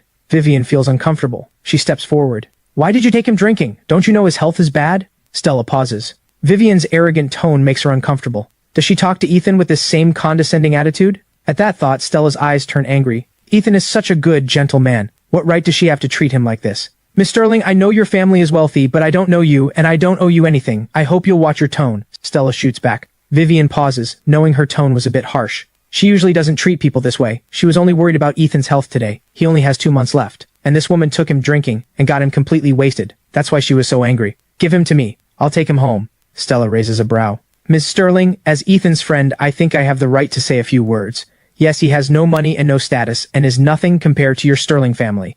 But he's kind. He deserves to be treasured and cared for. I hope you can be a little kinder to him. If you don't know how to treasure him, plenty of people out there would. She doesn't know how Vivian and I usually interact, but she can guess this woman isn't good to me. Otherwise, a woman worth billions wouldn't have a husband going to a bar to drink over a bit of treatment money. What's between me and him doesn't need outsiders interfering. But thank you for bringing him back. Vivian gives her a deep look, helps me out of the car and walks me, with my hazy drunken eyes, toward the villa. Back at the house, she lays me on the bed and catches her breath for a long while before slowly calming. She stares at me, carefully studying this man she has lived with for years. Drunk, I am unusually quiet. No noise, no drunken talk, as if in deep sleep. By appearance, this man is truly perfect. Vivian has seen many handsome men, but I would rank in her top 3. Vivian quietly watches for a while, then turns her complex gaze away. She goes to the bathroom, brings back a towel and wipes my face. Then she pulls the covers over me. Still asleep, I have no idea Vivian is doing all this. Going into the study, Vivian dials Dr. Jensen's number. Miss Sterling, what can I do for you? How is Ethan's condition? Not optimistic. He came by today, and the problem keeps getting worse. I've discussed this with some colleagues over the past few days. The best option now is to purchase the targeted therapy drug from other countries, Dr. Jensen says. 200,000 per dose. About 3 doses a month. This amount is nothing to Vivian. She doesn't care about the cost. She asks, with this drug, how much longer can he live? This drug works well, but drug resistance is strong. It's most effective in the first 2 months, then doses need to gradually increase until it stops working completely, Dr. Jensen says. Based on my estimate, with this drug he can hold on for at most half a year. Vivian pauses a moment. Money isn't an issue. If you can keep him going longer, I'll remember this favor. Don't worry, Miss Sterling. I'll do my best. After hanging up, Vivian rubs her temples wearily, and can't help walking into the room to watch me a while longer. A few minutes later, she makes another call. Go to the hotel, room 308, pack everything up and bring it to my villa. Less than an hour after the call, Tessa brings back the luggage I left at the hotel. She asks, puzzled, Miss Sterling, since he left on his own, isn't that the best outcome for you and Damien? Why? Vivian hasn't told anyone about Ethan's illness for now and doesn't want it to become public. I gave him $5 million. Before the contract ends, he doesn't go anywhere. Hearing this, Tessa is even more confused. $5 million. Vivian spends millions on a single shopping trip. Would she really care about $5 million? Tessa stares at Vivian strangely. Miss Sterling, you wouldn't happen to— Enough! You can go back now. Vivian cuts her off before she can finish. Tessa pauses, hesitating for a moment, then says, Vivian, you and Damien have finally come together after all this time. You've waited so many years for him. Now that he's back, if you keep entangling with Ethan, Damien won't be happy. Vivian shoots her a glare. You're talking more and more lately. Do I need you to tell me what to do? Go back. After Tessa leaves, Vivian stands in the living room in a daze for a while. She loves reading Western literature, and especially admires the idea of a platonic soulmate. In college, Damien pursued her intensely. At the time, Damien was a campus heartthrob, handsome, from a wealthy family, talented and adored by girls. Vivian also liked him somewhat. Unable to resist his persistent pursuit, she agreed, but she made him agree to no physical contact, only spiritual connection. If one day she truly believed they were right for each other, she would give him everything. At first, Damien agreed readily, but after graduating, he could no longer stand a relationship where he could look but not touch. He gave her an ultimatum, either go to a hotel together or break up. After Damien left in anger to study abroad, Vivian reflected on whether she had gone too far. After all, in today's society, where do you find someone who dates for over a year and doesn't even let her boyfriend touch her? The more she thought, the more she felt she owed Damien. She had planned that when Damien returned, if they still loved each other, she would give him everything. But the day Damien came back, the moment she saw him at the airport, even though his face was more handsome than before, more refined, she didn't feel the joy she had imagined. Vivian has a cool nature, and during that year of dating Damien, they spent little time together. Most of the time Damien was away filming, so she's actually slow when it comes to romance. Even now, she doesn't really know what she feels for Damien. Maybe a bit of affection, or maybe just the old obsession and a sense of guilt toward him. She's lost in thought when she suddenly hears noise coming from my room. She pauses briefly, then walks in to find that I have actually sat up dazedly on the bed. You're awake? Miss Sterling, what are you doing here? I ask, slurring. Vivian says, this is my villa. If I'm not here, where would I be? How did I end up here? Sorry, Miss Sterling, I'll leave right away. I sway as I stand up, preparing to leave. Sit down. Vivian's brows knit. In the middle of the night, where do you think you're going? Your things have already been brought back, the hotel room is checked out, and from now on, you'll live here. You brought my luggage back? I stare at her blankly. I said our contract isn't over. You're not going anywhere. At least this month you stay here and stay obediently. Vivian's tone is firm. If you dare move out again without a word, you just try me. My head is spinning. Looking at this stunningly beautiful woman fueled by alcohol, anger surges in me. What right do you have to do this? Vivian pauses, as if shocked that I, usually obedient as a kitten, would dare lose my temper at her. Isn't I spent 5 million on you enough? Vivian, don't push me too far. I have dignity too. What right do you have to humiliate me like this? What right? I shout. I already said I'd return your 140,000. What more do you want? Do I really have to stay here to satisfy your little hobby? Vivian is confused. What hobby? I want to leave, you won't let me, you insist I stay. Isn't it just so I have to stay here and watch you and Damien flaunt your love? Yes, I took your 5 million, but you can't use that 5 million to humiliate me like this. I don't have that creepy hobby of spying on other people. Why do you insist on torturing me here? Have mercy, let me go. I don't want to be a third wheel.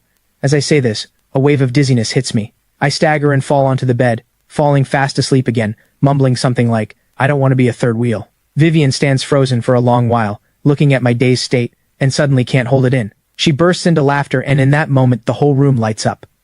The next morning I rub my aching head and sit up, looking at this familiar yet strange environment. I freeze for a second. Then it hits me. I think I said some things last night I shouldn't have. I slap my head in frustration. Ethan, I told you not to drink, but you had to. Now how am I going to clean this up? I have this cringe so hard I want to die feeling. The words are out. How do I face her now? After sitting on the bed in a daze for a while, I freshen up in the bathroom and walk into the living room. The moment I get there, I freeze. In the kitchen, Vivian is bustling around in silk pajamas. The soft silk clings to her curves, unable to hide her graceful figure. I rub my eyes, wondering if I'm still hungover and seeing things. After all these years with Vivian, I have never seen her enter the kitchen, and I took that as natural. A wealthy heiress, a billion-dollar female CEO, who has never lifted a finger in her life, who normally handles deals worth tens of millions or even hundreds of millions. Just letting her touch the kitchen felt like a crime to me. So all the kitchen work has been mine alone for years. I never let Vivian touch a drop of grease. Now suddenly seeing her cooking in the kitchen, apparently making soup, nearly drops my jaw. For a moment I wonder if someone put a spell on her. But to be fair, Vivian cooking seriously doesn't look as icy as usual. Her features look soft, a slight smile at the corner of her mouth. Her whole body seems to radiate gentle, graceful light. Truly, a focused woman is the most beautiful. Vivian seems to hear the noise outside. She turns and sees me standing there like a complete idiot, eyes wide staring at her. She's a bit startled, the corner of her mouth lifting. You're awake? I am. My face dims with a bit of embarrassment. You're making soup? Almost done, just a moment. I subconsciously nod, but my feet feel glued to the spot, unable to leave or move. Finally, I scratch my head and ask, need any help? No, almost ready. All right, I'll set the table. Soon I'm sitting at the table drinking bird's nest soup, Vivian served personally. A flicker of daze crosses my face. The soup tastes ordinary, which is normal. Vivian is clearly a beginner, and this pot was probably made following an online tutorial. The taste isn't anything special, but I still drink it with gusto. Soup personally made by a stunning CEO isn't something anyone gets to taste. With that status attached, this bowl of soup seems much tastier. While drinking, I can't help sneaking a glance at the bright-eyed Vivian across from me, thinking that since I already let everything out last night, I might as well lay things out clearly. Miss Sterling, I'll move out after breakfast. Vivian doesn't even lift her head. She only took one sip of the bird's nest soup before putting it down, probably finding it bad. Now she's holding her phone, reading financial news. Seeing she doesn't respond, I continue. I've put a deposit on a place with an agency near the film studios. I should hear back in a day or two. At this, Vivian suddenly lifts her head and coldly says, have I treated you badly in these 3 years? I quickly say, Miss Sterling, I'm grateful for your care. Not only did you give me 5 million, I've also lived well here. You never asked me for a single cent for living expenses, and you even gave me gifts on my birthday. I remember it all. If so, why do you insist on leaving? Vivian's eyes grow colder. I open my mouth, looking at her in surprise. Why am I in such a rush to leave? You should know best. It's to keep from getting in the way of you and your first love. Without alcohol giving me courage, I don't dare say these words directly. For a moment, I have no idea how to respond. Is it because of Damien? Vivian asks bluntly. I'm speechless. You already know, so why ask? Miss Sterling, I've thought it through. I look up at her seriously, with sincere eyes. Your secretary Tessa told me the reason you signed this contract with me was to spite your boyfriend. Now that he's back, this contract no longer needs to exist. If I stay, it might even cause misunderstandings for your boyfriend. So me leaving now is best for everyone. Don't you think? Of course I won't take advantage of you. The 140,000 for the remaining month, I'll pay you back as soon as I can. Vivian's brows knit tightly together, and she doesn't speak for a long time. I let out a breath of relief. She must have taken it in. Looks like this can be settled smoothly today. From now on, we go our separate ways, owing nothing to each other. Maybe this is a good thing for everyone. I tactfully stand up and leave, wash the dishes in the kitchen, and casually head to my room to grab my things. Just as I'm about to leave, Vivian's cold voice comes from behind me. You just try walking out. I'm a businesswoman. Since I gave you the money, you have to fulfill your duty. Before the time is up, you go nowhere. Don't bring up that 140,000 again. I don't need the money. You stay right here until the contract ends. You dare leave, you just try me. My body stiffens. I stare blankly as she grabs her bag, slams the door, and leaves. My face turns bitter. I want to ask her, do you need to see a doctor? A perverted habit this serious is a disease too, forcing me to stay just for that thrill. I feel drained of all strength. I slump on the sofa, catch my breath for a long while, and finally sigh helplessly. Forget it. At most, it's just one more month. Grit my teeth and it'll pass. Since I've decided to stay, I won't agonize over moving anymore. The priority now is to find a way to make money. Grandpa Hayes needs 3 doses of targeted therapy drug per month, which costs 600,000. That's an astronomical figure to me. I wonder how Lily is doing on her end. I'm about to call Lily to check, but before I can, Lily's call comes in first. Ethan, come to Yorkfield Plaza now. Big opportunity. Okay, I'll be right there. I perk up, quickly fix my appearance, put on a more business-style outfit and head out, grabbing a cab to Yorkfield Plaza. Lily. The moment I get out of the cab, I see Lily, elegantly dressed, waiting at the entrance. She quickly walks over. I'll cut to the chase. You know the tale of Hannah, right? I nod. This drama is a major production with an investment of over $200 million and a luxurious cast. The female lead is Coralie, the actress with the strongest viewership pull. Several veteran actors have joined as well, and the national TV network has long secured the broadcasting rights. Word has been spreading that the drama is in full casting mode. A nobody like me wouldn't even dare dream of a production this big. If a drama this scale isn't too bad, even a slightly standout supporting role can give an actor a popularity boost. All the big agencies are pulling out all the stops to get their artists in. I'm not signed to any agency, just listed under Skyline Entertainment with very limited resources. I don't even have the standing to compete. The third male lead was originally given to Wesley from Rockstone Entertainment, but Wesley had bad luck. 2 days ago he had a sudden appendicitis attack and he's still in the hospital. Lily smiles brightly. I talked my throat dry to get this from Rockstone Entertainment, but it's only an audition. Whether you get it depends on you. I'm pleasantly surprised. Third male lead. With my track record, I wouldn't even get a shot at auditioning. Lily has done so much already.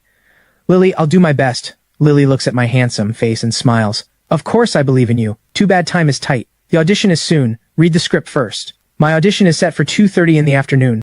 I have just over 5 hours, so I don't waste a second. The moment I get the script, I dive into it hungrily.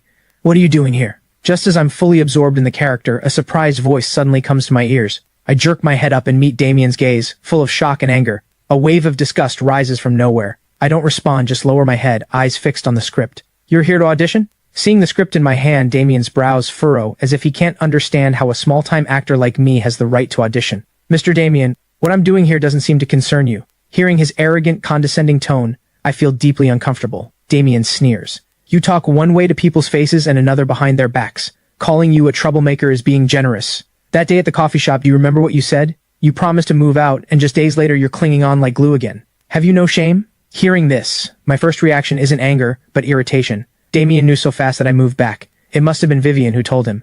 I can't figure out what this woman wants. On one hand, she forces me to stay with her hard stance, and on the other, she stirs up trouble with her first love. What does she want? For the first time, resentment toward Vivian rises in my heart. Even though I'm her employee and took her money, that doesn't mean she can trample on my dignity so freely. Mr. Damien, did you come to the wrong person? I say flatly. Do you think I could move back without Vivian's permission? Seeing Damien's stunned expression, I continue. Instead of giving me trouble here, you should talk to Vivian. The moment she agrees, I'll move out immediately. Damien's face darkens. You'd better recognize what you are. Garbage from an orphanage trying to lay hands on a wealthy heiress. Don't you find yourself naive and laughable? Vivian taking you in was pity, sympathy. You don't actually think she has any real feelings for you, do you? I'm warning you, get as far away as you can. If you dare cling to Vivian, I'll make sure you can't survive in Yorkfield. At this, he suddenly puts on a mocking smile. You want to audition for this drama? Do you know who invested in it? Vivian is the largest investor, and the only reason she invested was because I wanted to play the male lead. I don't care how you got the chance to audition, but with my single call to Vivian, even if you ace the audition, it's useless. You believe me? Without waiting for my response, Damien struts away with his arrogant air. I sit there frozen for a long time, my mind a mess. Who's Ethan? Come in for the audition. A female assistant walks into the waiting room. I snap out of my daze. Even though I know what Damien said is true, one word from him and Vivian will most likely kick me off the production. I still hold on to a sliver of hope. What if? I desperately need money right now. This drama matters too much to me. Even with a 1 in 10,000 chance, I want to try. I follow the assistant into the room. Seeing the 3 judges sitting in front, my heart tightens with nerves. The bearded man in the center is Director Hudson, a famous director in television, with multiple hit shows under his belt, and the director of The Tale of Hannah. On his left is a woman of about 27 or 28, in an elegant dress, regal and dignified, with a stunning, breathtaking beauty. She's the famous A-list TV star Coralie. On the right sits the renowned veteran actor Master Tanner, with many beloved classic works, a true titan of the industry. Hello, Director Hudson. Master Tanner, Miss Coralie. I bow slightly and greet them. Ethan, right? Please sit. Master Tanner kindly speaks first. I'd like to hear your analysis of the character. I nod, sitting upright. I think Yorin is actually a very complex character. His personality isn't static. It mainly divides into 3 stages, early, middle, and late. I speak fluently for over 10 minutes, then stop at the right moment. Masters, this is my understanding of the character. Coralie's eyes brighten, her gaze openly carrying appreciation. It seems you have clearly studied the character in depth. The third male lead has many scenes with her, so she takes the role seriously and came in person for today's audition. More than a dozen actors auditioned before me, including several well-known male stars in the industry, but none of them understood Yorin as deeply as me. Thank you, Miss Coralie. I feel a little guilty. I just have a good memory, and with years of studying characters, I can quickly grasp a character's personality from complex plots. Ethan, what truly matters for an actor is acting skill. Your research is good, but the final decision depends on your acting. Coralie smiles. Next, I'll personally do a scene with you. The Eastern Palace abduction scene, you remember it? Let's do that one. How about it? I quickly reply. Of course. This scene is very representative. The third male lead, Yorin, is an Imperial Guard general who falls in love at first sight with the female lead, a transmigrated palace maid, loving her with everything he has. To save her, he disobeys the Emperor's orders, mobilizes the Imperial Guards, storms the Duke's mansion, and beats the Duke's spoiled young heir half to death. There are many scenes like this. In short, this is the ultimate simp character, willing to throw everything away for the female lead. But it is the tale of Hannah after all. No matter how much he simps, he can't overcome the plot. In the end, the female lead chooses the Crown Prince. And the Eastern Palace abduction scene is Yorin's ultimate emotional breaking point after years of pursuing her. It's a key highlight and quite difficult to perform brilliantly. In the room, Coralie and I stand facing each other. Hannah, tell me, did the Crown Prince force you? You love me. How can you marry him? I roar with intense emotion, the muscles in my face twitching, grief and despair bursting from my eyes in an instant. Director Hudson and Master Tanner subconsciously sit up straighter. This kid has talent. The emotion feels natural, just right, with barely any acting marks. The lines are full of emotion, clearly enunciated, with a magnetic quality that's very captivating. Coralie is also stunned, but quickly recovers.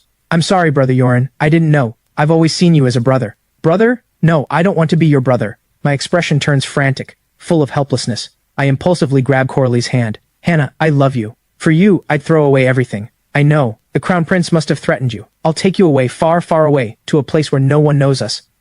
At this, my eyes fill with pleading, my body trembling slightly. Brother Yorin, you're hurting me. The Crown Prince didn't threaten me. Marrying him is my own choice. Brother Yorin, I'm grateful for your love, but I truly only see you as a brother. The only one I love is the Crown Prince. I know this hurts you, but I don't want you to keep going down the wrong path. Ha ha ha, brother. So all this time I've only been a brother in your eyes. Hearing this, I plunge into madness. My eyes instantly flood with tears, my eyes filling with thick bloodshot veins. Director Hudson and Master Tanner watch me holding their breath, infected by my emotion. Soon applause fills the room. Well done. Perfectly acted. Coralie quietly wipes away a tear and smiles at me. Ethan, you were amazing. I almost couldn't keep up. Have you really never had a big role before? Mostly just small roles in web dramas, I answer honestly. Director Hudson nods approvingly. Ethan, you have real acting talent. That scene had natural emotional shifts, no pretense, no exaggeration, and the emotion was full. The crying part was especially brilliant. Master Tanner also smiles. Young man, keep at it. Young actors these days are too restless. They only chase money and don't polish their craft. Just relying on a face only lets their ride on youth. I see real promise in you. Keep polishing your craft and you'll definitely have a place in this industry. I'm flattered. Thank you all for the encouragement. Ethan, go home and prepare. Barring anything unexpected, this role is yours. Director Hudson rarely makes a final call at the audition stage because too many connections are involved in casting, but my acting just now completely won him over. Top-tier looks, first-class acting, solid line delivery skill. The reason a uniquely gifted young actor like me hasn't broken out yet is just missing someone to push from behind. He doesn't mind being that backer. Given my humble personality, when I become a big star one day, I'll remember the favor. Thank you, Director Hudson. And thank you, Master Tanner and Miss Coralie. I show appropriate excitement. Stepping out of the room, I can no longer hold back my joy. I pump my fist hard. Landing this role, the paycheck alone is $3 million. If this role makes me a little famous, I'll never have to worry about getting work again. So this role is crucial for me right now, not just for earning the money to treat Grandpa Hayes, but for my entire acting career. Ethan, just as I'm about to share the good news with Lily, a familiar voice comes from behind. Oh, Ms. Coralie. Turning to see her, I'm stunned. Coralie smiles. Let's add each other on WhatsApp. There's still time before official shooting. When you're free, we can chat more, work on making the role even better. My mind goes blank. An A-list star like Coralie is actually asking to add my contact. I'm beyond flattered. I quickly pull out my phone and add her on WhatsApp. Miss Coralie, please give me your guidance from here on. Coralie looks at my handsome face. Don't call me Miss Coralie. I'm not much older than you, and being called that makes me sound old. Just call me Coralie. I have something to handle. We'll chat on WhatsApp. Take care, Miss Coralie. Still Miss Coralie? My face flushes. Coralie. Now that's better. Coralie giggles and walks gracefully away. Then I find Lily in the waiting room. Director Hudson made the call. He's giving me the role. Hearing this news, Lily asks in shock and delight, "He really said that?" "Yes, he did." "Amazing, Ethan. I knew you could do it." Lily excitedly hugs me. "Landing this role, you'll definitely get famous, and I'll get to ride your wave too." Lily. My face flushes red, a bit at a loss. Lily realizes she got too carried away and quickly lets go. Seeing my face red to the ears, she laughs. "A married man and still this shy. Come on, to celebrate you landing the role, I'm treating you to dinner." Lily picks a Western restaurant in the city center, quite upscale. After ordering, Lily says, "This drama starts shooting early next month. You have half a month to prepare. With your acting, you'll definitely be fine, but you still shouldn't slack off. Polish your skills as much as you can. I made plans with Coralie. We're going to discuss acting." "What Coralie?" "Coralie. I mean Ms. Coralie." Lily's eyes go wide like she's seen a ghost. "You call her Coralie, and made plans to talk acting together? That's Coralie we're talking about. She looks friendly, but she's actually hard to approach." All her years in the industry, Lily has heard plenty of rumors about Coralie. They say she comes from a wealthy family, has a fiery temper, and once publicly slapped several directors and investors who tried the casting couch. In dramas, she plays leading ladies, and in real life, she's just as much a queen. A woman from such a powerful background with such a strong presence actually wants to discuss the script with Ethan, a newcomer. Is something wrong with that? I look up, confused. No. Lily looks at my face with a complex expression, thinking inside, Coralie, you act like you have no interest in any man, but turns out you're just as ordinary." Halfway through dinner, two people suddenly walk in at the entrance, heading toward us. The moment this man and woman come in, they immediately draw everyone's attention. It's Vivian and her first love, Damien. "Vivian, let's take the window seat over there." Damien smiles at Vivian beside him. Since coming back, he has invited her out alone many times, but Vivian has always made excuses and refused to dine with him one-on-one. Still, Damien knows Vivian warms up slowly. After so many years apart, there's bound to be a bit of distance. He believes pursuing her as passionately as he did in college will eventually win this icy beauty over. So he isn't in a hurry. These past days, he sends a bouquet of flowers to her every morning and evening, regular breakfast delivered, and constant caring messages on WhatsApp. This afternoon, he tentatively invited her to dinner, and to his surprise, she actually agreed. Even now, Damien is excited, as if he sees hope of winning her over. The seat Damien picks happens to be right in front of Lily and me. Once seated, Vivian has her back to me, while Damien faces me directly. Our eyes meet and both of us pause briefly, then Damien breaks into a wicked smile. "Vivian, thank you so much for that drama. You know, I'm just the illegitimate son of the Vance family, with no real standing at home. The Vance family resources never flow my way. If you hadn't invested in this drama, I'd have had little chance of landing the male lead. It's nothing. Helping you is one thing, but our market division also found this drama worth investing in. Vivian, do you remember our college days? You told me back then you'd make me a top-tier superstar." Damien's eyes fill with deep affection. "If you hadn't used your family's resources to back me, I wouldn't be where I am today. 3 years ago, I lost my mind and left you. Tessa told me you were heartbroken for a long time. The truth is, I missed you terribly these years, deeply regretted my impulse, and I never expected you'd still help me now. Vivian, you're too good to me." Vivian pauses a few seconds. "Don't sell yourself short. Your achievements come from your own effort, too. I don't want to listen to them pour their hearts out, but the seats are too close. I can't avoid hearing every word. A wave of restless anxiety runs through me. I think to myself, so Vivian can speak so gently after all. But this gentleness only Damien has the privilege of enjoying. With me, Vivian has always been arrogant and condescending. Maybe that's the difference between an employee and a lover. Listening to them chat warmly, my eyes turn hollow, and the fragrant steak tastes like sawdust. By the way, Vivian, that thing I asked you about, how's it going? Damien asks. He's just a newcomer. I don't think he can handle the responsibility of third male lead. You invested in this drama for me. You can't let a piece of trash like that ruin the show. I've already spoken with Director Hudson. Vivian's tone softens. Hearing this, my eyes go blank, my whole body trembling slightly. Ethan, what's wrong? Lily notices something is off. I look panicked and stand up. Lily, I'm not feeling well. Let's leave here. Yes, sure, let's go now. Lily, startled by my devastated appearance, stands up to take me out. Ethan, are you dining here too? Right then, Damien pretends to just notice me and suddenly calls out. The moment he says it, Vivian immediately turns around and sees Lily and me standing up to leave. Her gaze lingers on my face for a few seconds, then shifts to Lily's face. Lily is past 30, but her natural looks are excellent, and being skilled with makeup, she looks graceful and elegant under her refined makeup, gentle and lovely, enough to draw most men's attention. In the year plus that I've worked with Lily, although she has dropped me off at the Villa Gate many times, she has never met Vivian. I never mentioned Vivian in front of her, so Lily doesn't know who Vivian is. Right now, Lily just feels strange, faintly sensing that this woman's gaze toward her carries a hint of hostility. I don't look at Vivian's scrutinizing gaze, don't answer, just turn to leave, as if this place is a deadly trap. I always thought I knew Vivian well, always believed she was a kind woman. But suddenly this woman feels so foreign it scares me, so heartless it scares me. This role was my chance to turn things around. My way to raise money for Grandpa Hayes' targeted therapy drugs, and now it's stripped away by one word from her, just to please her first love. I never maliciously judge anyone. Even when my adoptive mother Fiona treated me so badly, I never hated her. I'd remember the good side of her. But in my hour of greatest need, the woman I'm most grateful to ruthlessly cut down my hope.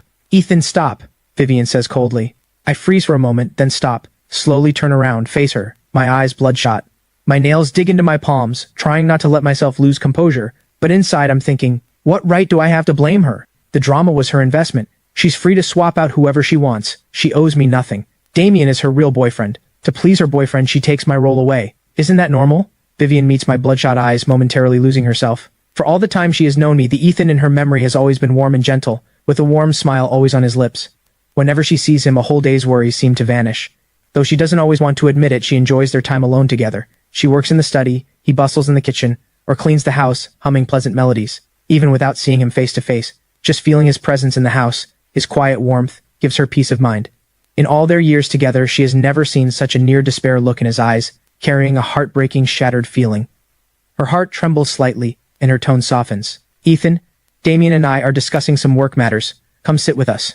The reason she agreed to dinner with Damien today is mainly because Damien has been sending flowers and breakfasts every day, causing her major trouble. Many people at the company know she's married, and Damien's relentless pursuit has stirred up plenty of bad rumors at work. She wanted to use this chance to have a proper talk with Damien, not expecting to run into me here. Normally, with her proud and cool nature, she would never bother explaining. But seeing my devastated state, Vivian uncharacteristically offers an explanation. No thank you, Miss Sterling. We've already finished eating. Nothing else. I'll head out now. Right after saying that, I practically flee the scene.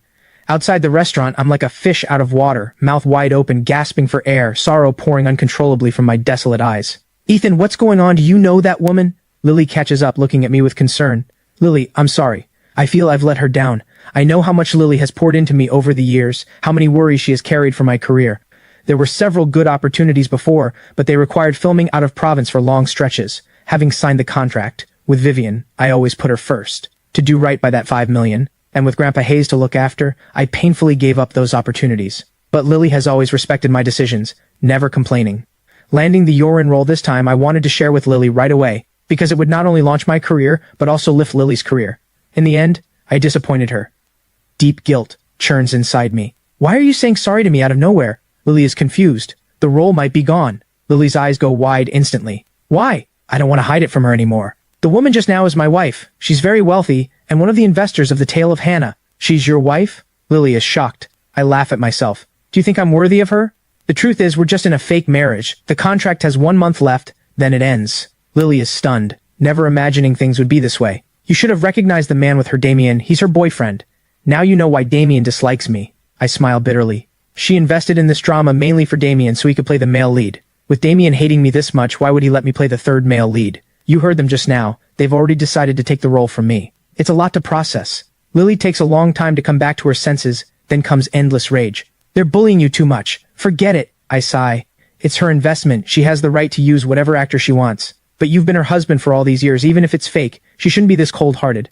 That woman looks pretty. Who knew her heart was so cruel? The more Lily thinks about it, the angrier she gets. She wants to march back and curse Vivian out, but I hold her back. Lily, don't be rash. How can I not be? Lily is fired up.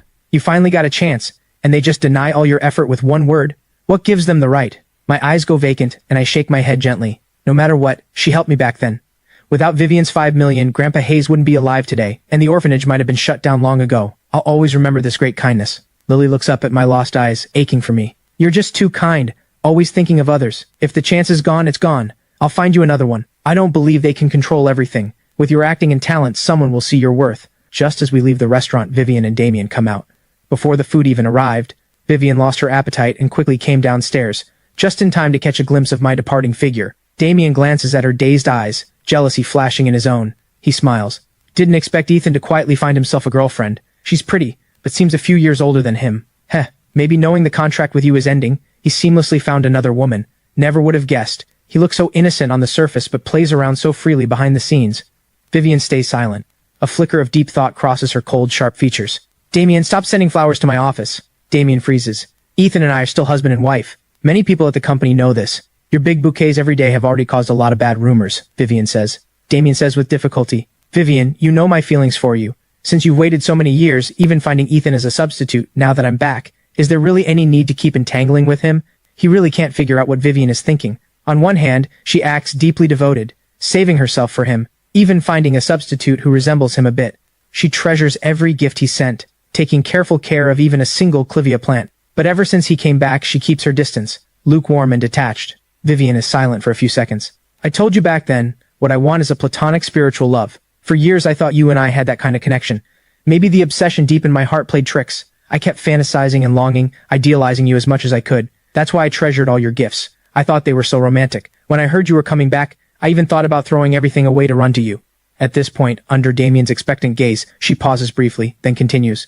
But that day at the airport, I realized you fell far short of the ideal I had in mind.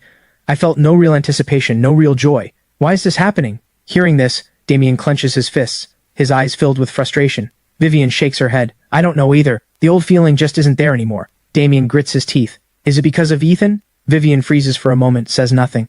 What does he have? No career, no background. He may be handsome, but I'm more handsome than him. In what way am I worse than him?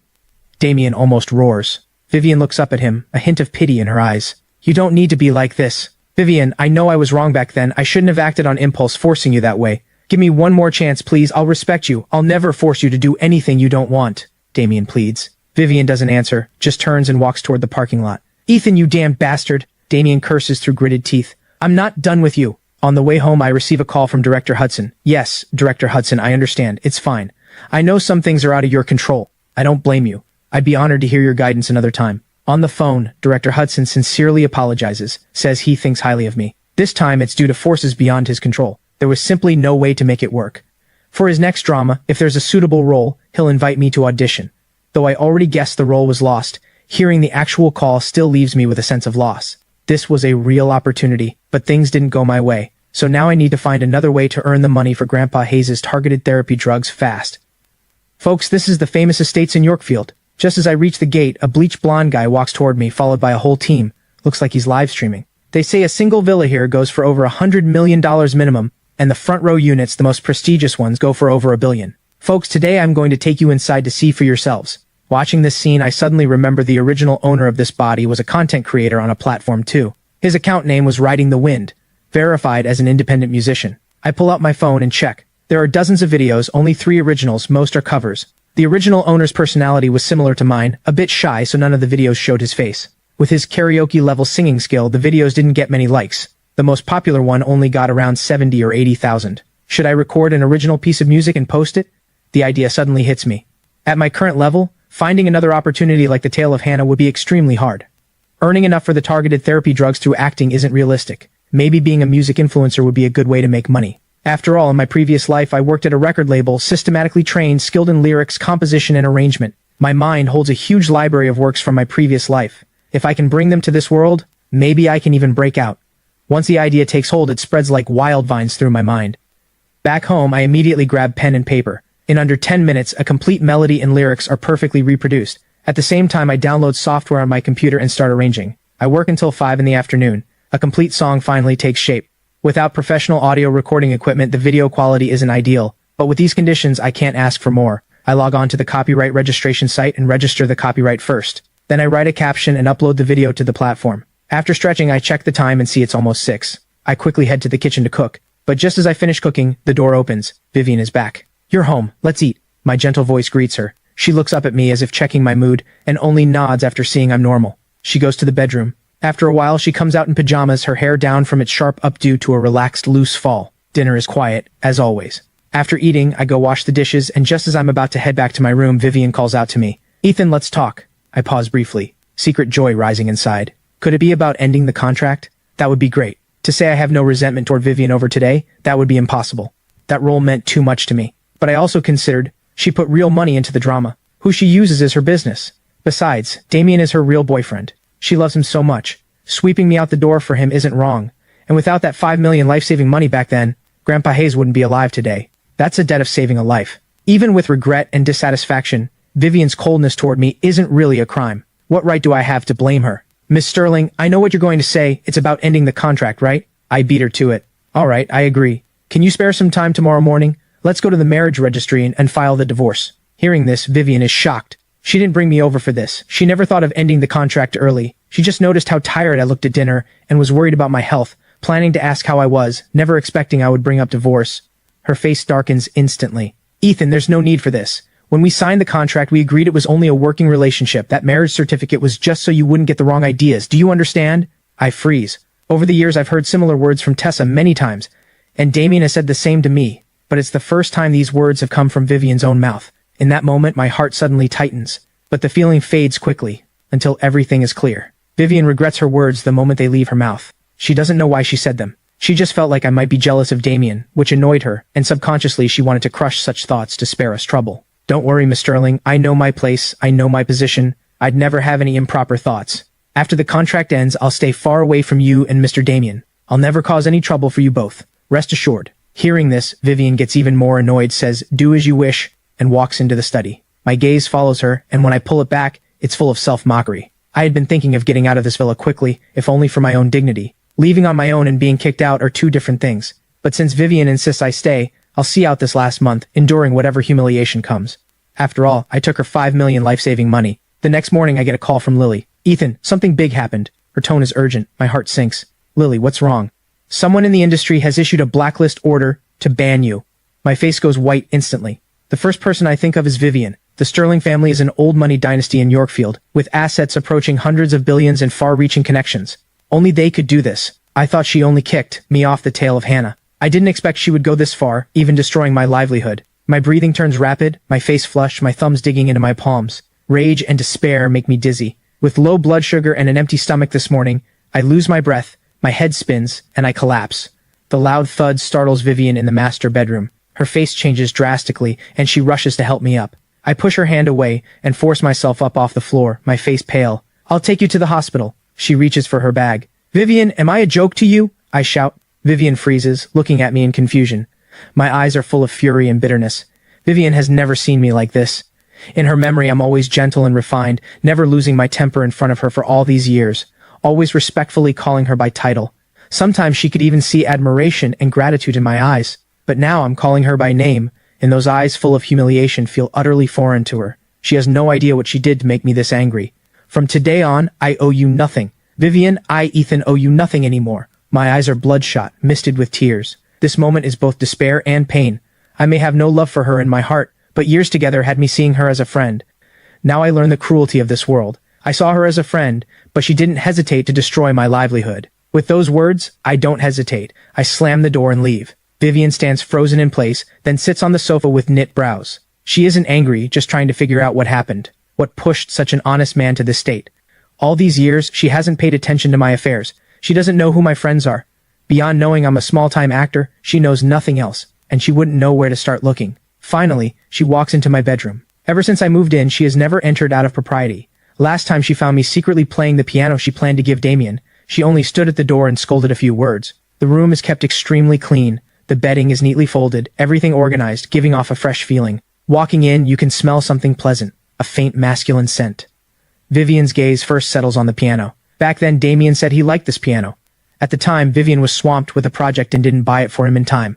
Later, when Damien left in anger to study abroad, Vivian, to make up for the guilt she felt, bought this piano, planning to give it to Damien when he returned. That's why she cherished it so much. That day she rarely came home from work early and saw me sitting at the piano playing. She was furious. This piano was her atonement, her guilt toward Damien. She wanted to see Damien play the first note on this expensive piano and feel his joy. But now this piano was touched by someone else, which made her feel it had been tainted. At that time, she scolded me with unprecedented harshness. I still remember how anxious I was, apologizing nonstop, promising never to touch it again. After that, I never touched the piano again. This piano became like a nightmare to me. The whole room is spotless, only the piano has a thin layer of dust. Her scolding made me afraid to touch it ever again. Vivian's gaze drifts for a moment. Did she go too far? She knew I loved music. Many times she heard me practicing vocals from this room. I just enjoyed it. What harm would it have done to let me play?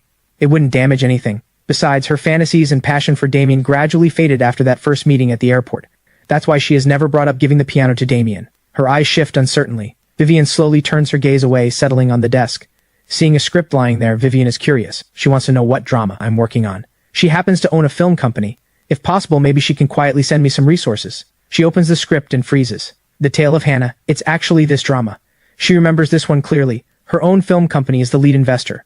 2 days ago, Damien came to her saying he was excited about this drama, wanting to play the male lead. Vivian didn't agree right away. She called the project manager and the director to discuss. Damien's acting is ordinary. Better than those who just stare and count numbers, but not by much. But his looks fit the male lead well, and combined with his popularity, after some discussion they decided to cast him as the male lead. She never expected I'd also be involved in this drama. Yorin is the third male lead in this drama. Seeing me mark Yorin's scenes in red pen, her expression turns shocked, and suddenly she remembers yesterday afternoon. Why was Ethan so devastated? Last time when she and Damien talked about removing me from the cast, I was sitting right next to them, so I must have heard every word and thought she deliberately took the role away, which is why I looked so desperate. Her hands tremble slightly. She thinks of my hysterical state earlier, and her heart aches. She had no idea about this. She didn't know the Yorin role had been given to me. This morning, Damien called her, telling her angrily that some young actor pulled strings and grabbed the important third male lead role. This young actor had no acting skill, no fame, just someone who got in through connections. With him in the cast, the drama would surely flop. Vivian normally hates this kind of connection-based casting most, and she invested $100 million in this drama. She wants it to make money. How could she allow a single bad apple to ruin the whole show? But she isn't one to take sides blindly. She called the project department, confirmed it, and then had them contact director Hudson. But she never expected the so-called connection person Damien mentioned was me. Vivian's face slowly darkens. She knows exactly who I am. Besides her, a wife on paper, what other connections do I have? All these years, I have never asked her for anything, and even if I had connections, with my personality, I'd never pull strings to get in through the back door. Realizing Damien had deceived her, disappointment rises in Vivian's heart. She has always held hope for Damien, hoping he would build a career in entertainment, move her family, get them to accept him. If he could move her heart again, she might give him another chance. But now Damien is using such dirty tactics to crush a non-existent rival, borrowing her hand to fire me, which makes her feel insulted. If she hadn't accidentally seen Ethan's script today, she might have been kept in the dark about this whole thing. Right after, Vivian calls Director Hudson. "Miss Sterling, please don't take offense," Director Hudson suddenly says. Vivian comes back to her senses. "What did you say? I don't know how Ethan offended you, but firing him is one thing. Blacklisting him isn't necessary. He's a good seedling. It would be a shame to ruin him." Not long ago, Director Hudson received a call from Lily asking if he knew who was blacklisting me in the industry. He immediately thought of Vivian. After all, a nobody like me hasn't offended anyone. Other big families wouldn't do this. Only Vivian, who just kicked me off the production, had the motive and the means. Director Hudson truly admires me, and couldn't help speaking up for me. Vivian's voice turns sharp. She asks gravely, "What did you just say? Ethan has been blacklisted? Who issued the order?" Her nature is cool. She rarely shows emotion. Even in the cutthroat business world, she rarely shows excess emotion. But right now she loses her composure, shooting up from her seat. Director Hudson is surprised and quickly explains. "Sorry, Miss Sterling, I may have misread the situation. After all, the only one with both the means and motive is you." Vivian understands his meaning. Blacklisting someone in the entertainment industry is hard. It requires strong capital and connections, and the Sterling family has exactly that. Combined with her kicking me off the production yesterday, Director Hudson naturally made that guess. Vivian pauses, her voice cold and firm. "This wasn't me, but I'll get to the bottom of it. Has the Yorin role been cast?" Director Hudson answers. "Yes, it's settled. We chose Dustin from your company. The contract was signed yesterday afternoon." Vivian responds with a soft sound, then hangs up. She holds her phone, standing frozen for a long time before slowly snapping out of it. She drives to the office. At the office, Secretary Tessa notices Vivian arrived late today and brings her a cup of hot tea. "Miss Sterling, why are you so late today?" Vivian doesn't like coffee. She only likes tea, especially tea from the South. She's usually highly disciplined, a workaholic, rarely lingering outside work hours. Being this late to the office is rare. Vivian gives an order. "Have Stanley from Greenstone Pictures come over?" Tessa nods in confirmation. Less than half an hour later, a middle-aged man in gold-rimmed glasses walks in, greeting her with a fawning smile. "Miss Sterling, you wanted to see me?" Vivian narrows her eyes and looks him up and down for a moment, then coldly asks, "Stanley, the company has treated you well over the years, hasn't it?" Stanley's forehead breaks into sweat. He answers nervously, "Miss Sterling, I always remember your kindness. Did something happen?" Vivian lifts her eyes and looks at him coldly. "The actor for the Yorin role, you personally investigated, didn't you?"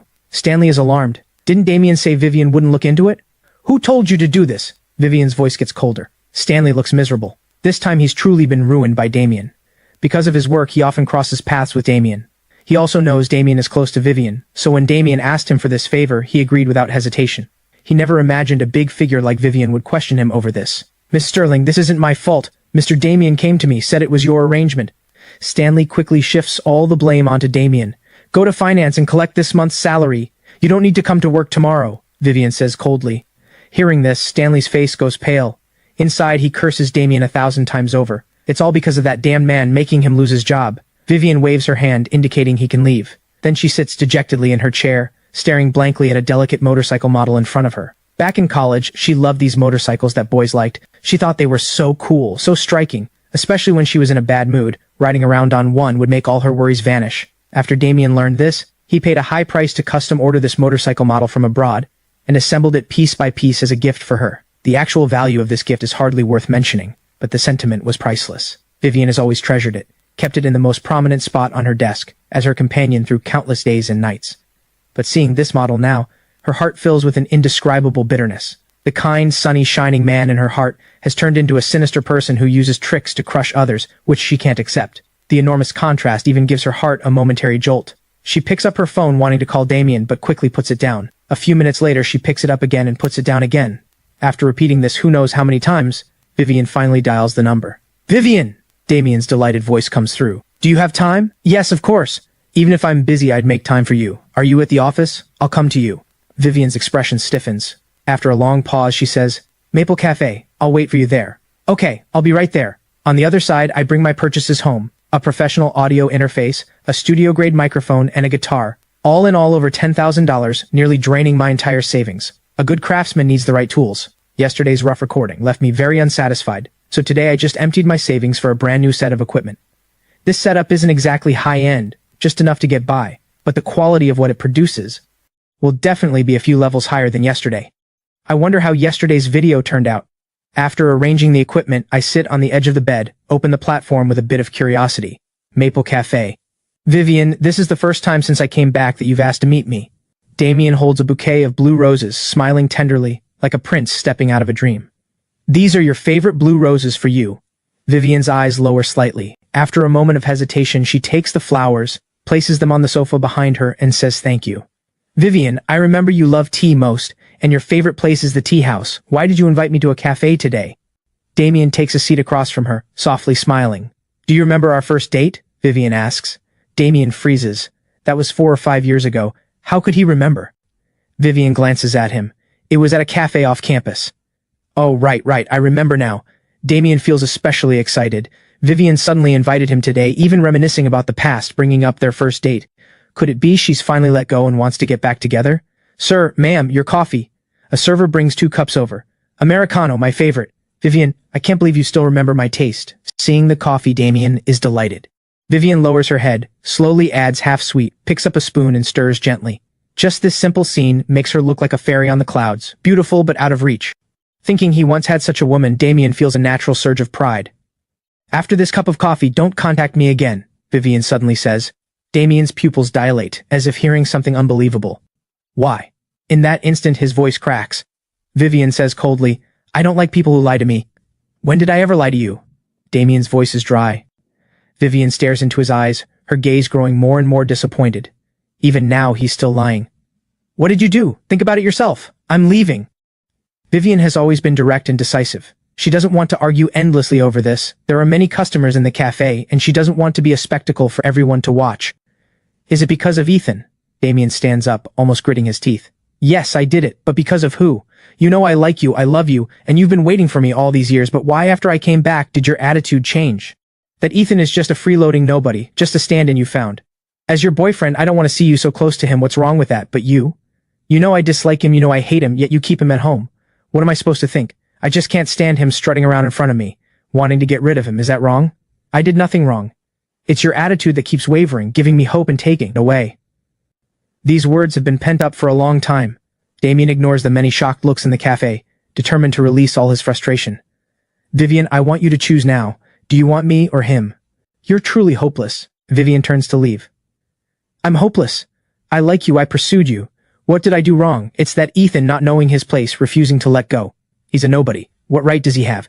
Even if you accept him, have you thought about your family? Would your parents, your grandparents accept him? Facing Damien's relentless, questioning, Vivian, with her back to him, says word by word.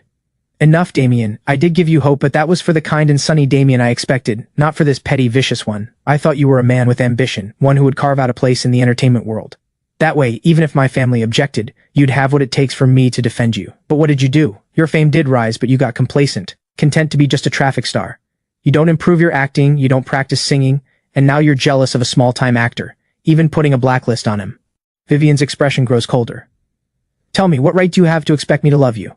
Besides, Ethan and I are only in a contract relationship, basically roommates. There's nothing between us, so what are you jealous of? He's diligently taking care of me all these years, never asking for anything.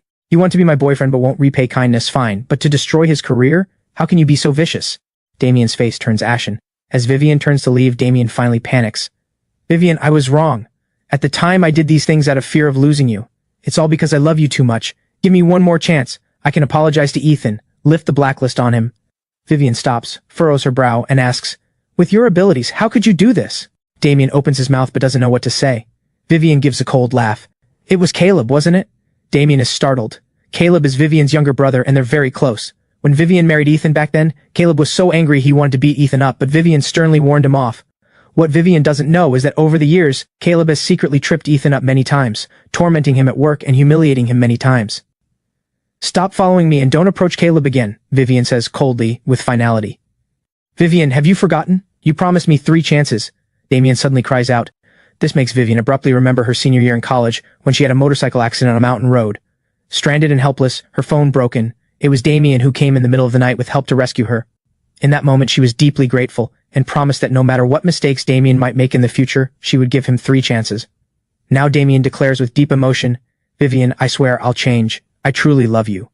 Give me one more chance, just one. Vivian turns to look at him, and after a long while she gently nods. I keep my word. 3 chances, not 1 less. But you've already used 2. Leaving without a word 3 years ago was the first. Today is the second. Damien is overjoyed. Vivian, exhausted, says, I have other things to do. You go first. She remembers that night, the despair of being alone and helpless in the mountains, how Damien gave her a glimmer of life. Because of that life-saving debt, she hasn't fully repaid him. But Ethan's gentle kindness, his care of every detail in her life over the years, makes her unable to burn that bridge. Vivian returns to her office and finds Tessa eating a work lunch while listening to music. Vivian, you're back? Weren't you on a date with Damien? Why so soon? Tessa asks with her mouth full. Just had a coffee. Vivian walks straight toward her office, then suddenly turns back. What's that song you were just listening to? At this question, Tessa lights up. This is an original by a creator called Riding the Wind on the platform. It's called Fortunecast, so good, Tessa says excitedly. Posted just yesterday, and it's almost at 100,000 likes today. Lots of people commented saying it's amazing, just the audio quality is poor. Vivian opens the platform, finds this creator named Riding the Wind. The caption reads, I'd trade 3 lifetimes to redeem the fate of yours. The caption is simple but makes people want to click. The video uses live humming, with bells coming in, giving the song an ancient reverent flavor. Wind blows over sand and flowers fold an everlasting tale, moon and water, lost in the mirror's flowers. Vivian usually enjoys music too. The arrangement and creativity of this song, including the composition, leave her no particular impression, just standard fare. But the melody is truly catchy, easy to grasp, able to be hummed roughly after a few listens. This is the basic foundation of a hit song. After only 2 listens, Vivian knows this song will definitely go viral. Vivian, do you think this creator's voice sounds familiar? Also, aren't the floor tiles in this video the same as yours? When Tessa points this out, Vivian looks closely. They really are identical, which surprises her. Those custom-made tiles actually appear in the video. Vivian is startled. She instinctively listens to the creator's voice again, and now she can confirm. This creator called Riding the Wind is Ethan. In this moment, Vivian is genuinely stunned by me. She knew I love music, even sang at a bar before, but she never knew I had such talent in music. From the song's lyrics, it seems I wrote the words, composed the melody, and did the arrangement myself. Sitting back at her desk, Vivian rarely puts her mind off work, but this time she opens the comments and reads them. So perfect, my ears just had an orgasm. The creator's voice is so gentle and magnetic, too bad he didn't show his face. This song tells the blind ones, don't fail those who treat you well. Some feelings, once lost, never return. Reading the comments, Vivian feels a bit dazed. Don't fail those who treat you well? She thinks of Damien, but then my image crosses her mind. Honestly speaking, in the year plus she spent with Damien, they didn't have many truly beautiful memories, except for that time Damien rescued her. Most of their dates were just movies, meals, and coffee. By now those memories have faded. Back then she was already gradually taking over management at the company, swamped with work, and Damien was also busy with his acting career. They rarely saw each other. In contrast, in these 3 years with me, though I never did anything romantic, never went shopping with her, never went out to eat, never watched a movie with her, all the things couples do, Vivian had always avoided. But I arranged every detail of her life perfectly, with the utmost care, quietly, like rain nourishing the earth. It's exactly this silent care that leaves the deepest mark on the heart. At this thought, Vivian can't help feeling somewhat absurd. She and I are only in an employer-employee relationship. Given the gap in our positions, there can never be anything between us. Why would she suddenly think of him? She quietly pushes this image out of her mind, closes her phone, and returns to work mode. But after a short while, she can't help opening her phone again, clicking that video, giving it a like, and following the account riding the wind. In the villa, I'm shocked to find the video has over 100,000 likes and over 200,000 followers, all because of a major influencer's reshare. Grateful, I follow them and send a thank you message. Seeing this massive overnight surge in followers, I realize this is an opportunity. I have to ride this momentum and release another song fast. After 8 in the evening, my new piece is finally done, better quality than before, but I don't rush. I plan to wait until the current buzz fades before releasing it. After stretching my stiff body, I walk to the kitchen to make medicinal porridge. In the office at the Sterling Group, Vivian pores over reports with a headache. The Sterling Group's main business is food and beverages. It's peak beverage sales season, but several flagship products have seen significant year-over-year declines. Vice President Rachel says helplessly, "Miss Sterling, the Jameson Group has come on strong this year. They hired top celebrities for endorsements, invested heavily in advertising, and rolled out one campaign after another. We must catch up quickly, or we'll lose significant market share." Vivian thinks for a moment, already forming a plan. After going over the plan with Rachel, Rachel nods. "I'll get on it right away." Then Tessa comes in. "Miss Sterling, Ethan brought you medicinal porridge. He's waiting in the lobby." Vivian pauses for a moment. Busy all day, she almost forgot about me. She thought, with the blacklist, I might have to swallow my pride and beg her forgiveness. She never expected I'd act as if nothing happened and still bring her porridge. Vivian's expression is complex. "Invite him up." Tessa is surprised but respects Vivian's request and brings me up. Honestly, I'm surprised too. All these years bringing porridge, Vivian has never let me enter her office. Vivian gets straight to the point. "The urine roll, Damien and the company's marketing manager deceived me. They didn't mention your name, just said it was a small-time actor with no acting skill who got the role through the back door. The blacklist wasn't me, it was Damien and Caleb. I'll give you an explanation. The urine roll can't be changed, but I'll help you get a more important role in another drama. The blacklist has been lifted." I'm shocked. So I had wronged her. Guilt fills my heart. "No need, Miss Sterling, this has nothing to do with you. The blacklist being lifted is enough. My agent will find me other roles, but thank you for your kindness." Vivian is somewhat surprised. "You've only played supporting roles in web dramas. This opportunity could put you straight into the male lead of a primetime drama. You don't want such an opportunity?" I lower my eyes and gently say, "Of course I want an important role, but this has nothing to do with you. You don't need to compensate me. I've already taken your kindness. My conscience wouldn't allow it." Vivian's eyes suddenly light up. She can't help seeing me in a new light. Inside, she's moved. Someone this kind-hearted actually exists. I let out a long sigh. "Drink the porridge while it's hot. If there's nothing else, I'll leave now." Vivian calls out, "I was just about to head back too. Let's go together." Though she usually sleeps at the company at this hour, today she decides to go home. I start the car and softly remind her, "Miss Sterling, you have a weak stomach. Drink the porridge on time every day." Vivian eats the porridge in small bites, her heart warming. Looking at my profile, she feels an unexplainable familiarity. She remembers our first meeting, under the neon lights of a bar, me playing the guitar. In what feels like a single moment, 3 years have passed. Vivian suddenly asks, "Do you have any wishes?" I pause briefly, looking at her gaze in the rearview mirror, her eyes clear. Her sincerity moves me. I say quietly, "I came from Hope Children's Welfare Home. The children there need a lot of help. I wish I had the means to buy them school supplies." Such a simple and kind wish brings a pang of sadness to Vivian's heart. The car pulls into the villa, and both of us silently go to our rooms. Back in her bedroom, Vivian makes a call.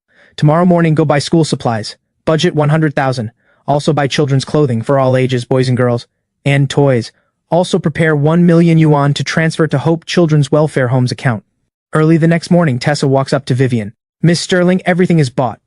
With this much, are you visiting an orphanage today?" She's used to this. Over the years, Vivian has donated to dozens of Hope elementary schools, and often visits welfare homes and nursing homes for charity. Tessa has gone many times. "Anything important this morning?" Vivian asks while handling her work, not looking up. Tessa flips through her record book. "There's a product strategy meeting at 10. Move it to the afternoon." "Yes." Vivian quickly wraps up her work and after 9:30, takes Tessa to Hope Children's Welfare Home. Why is this place so remote? The car drives all the way out to the outskirts, almost out of the city, before they spot a brand new 3-story building in a desolate spot, with a small courtyard of less than 100 square meters in front. The iron gate is shut, with a sign reading Hope Children's Welfare Home hanging at the top. Tessa explains, "I checked. This welfare home was founded by an elderly couple, Basically a semi-private welfare home. Government support is minimal. The land belongs to the couple's own family. 3 years ago, a major fire broke out here. The flames were intense, and the entire welfare home burned down. The director suffered severe burns and is still receiving treatment in the hospital. 3 years ago. Vivian can't help thinking of me. Back then, the bar owner said I was desperate for money, working 3 jobs a day, working day and night. At the time, she didn't think much of it.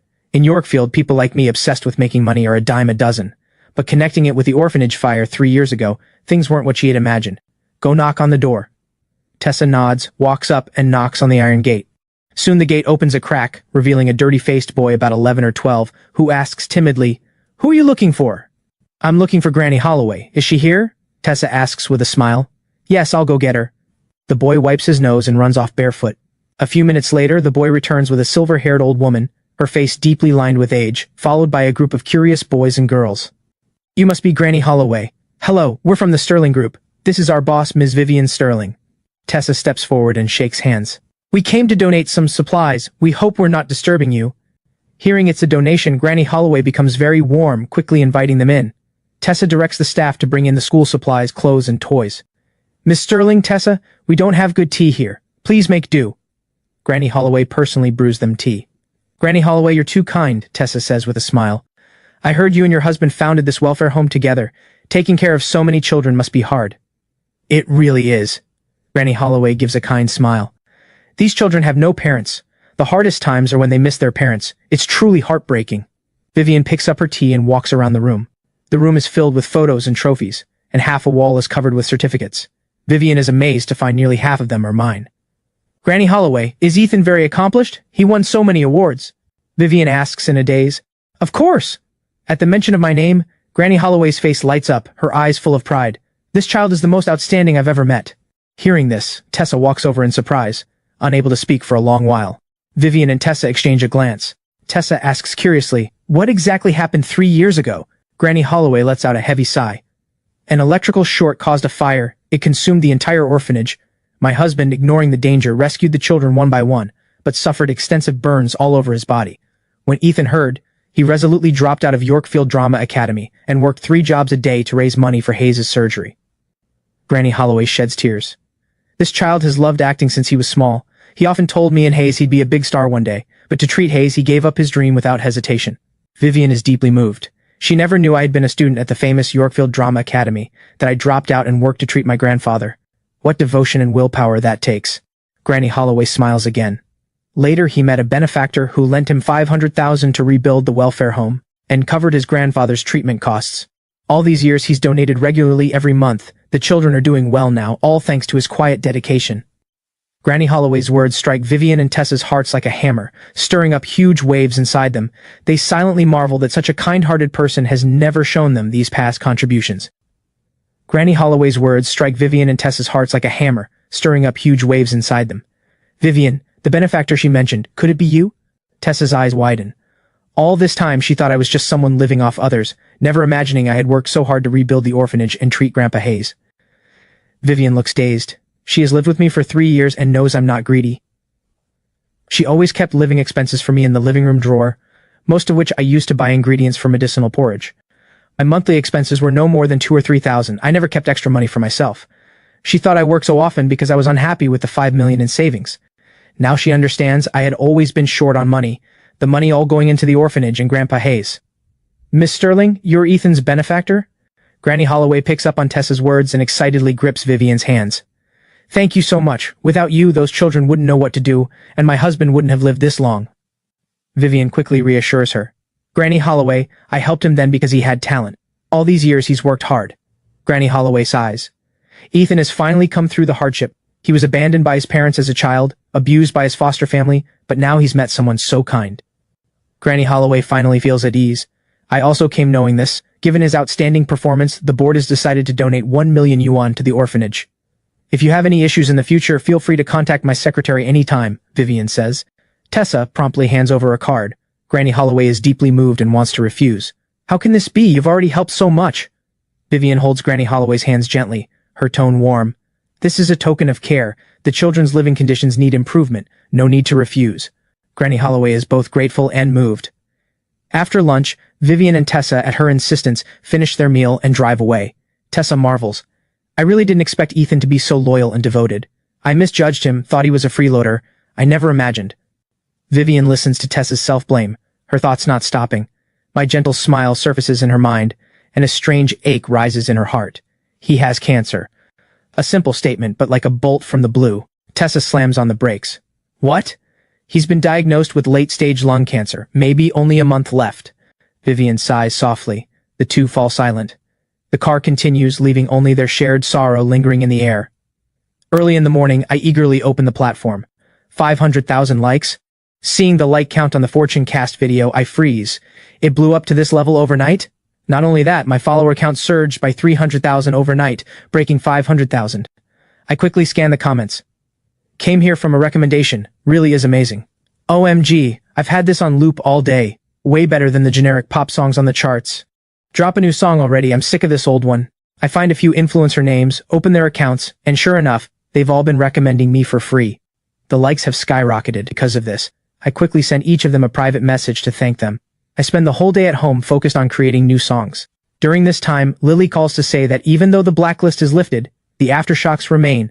Many companies and directors still have concerns and won't easily cast me. If this were yesterday, I might have been anxious, but now my heart is still as water. The new song is doing brilliantly. If I keep going, the next one won't disappoint. On a short video platform, the quality of the work speaks for itself. Social politics barely matter.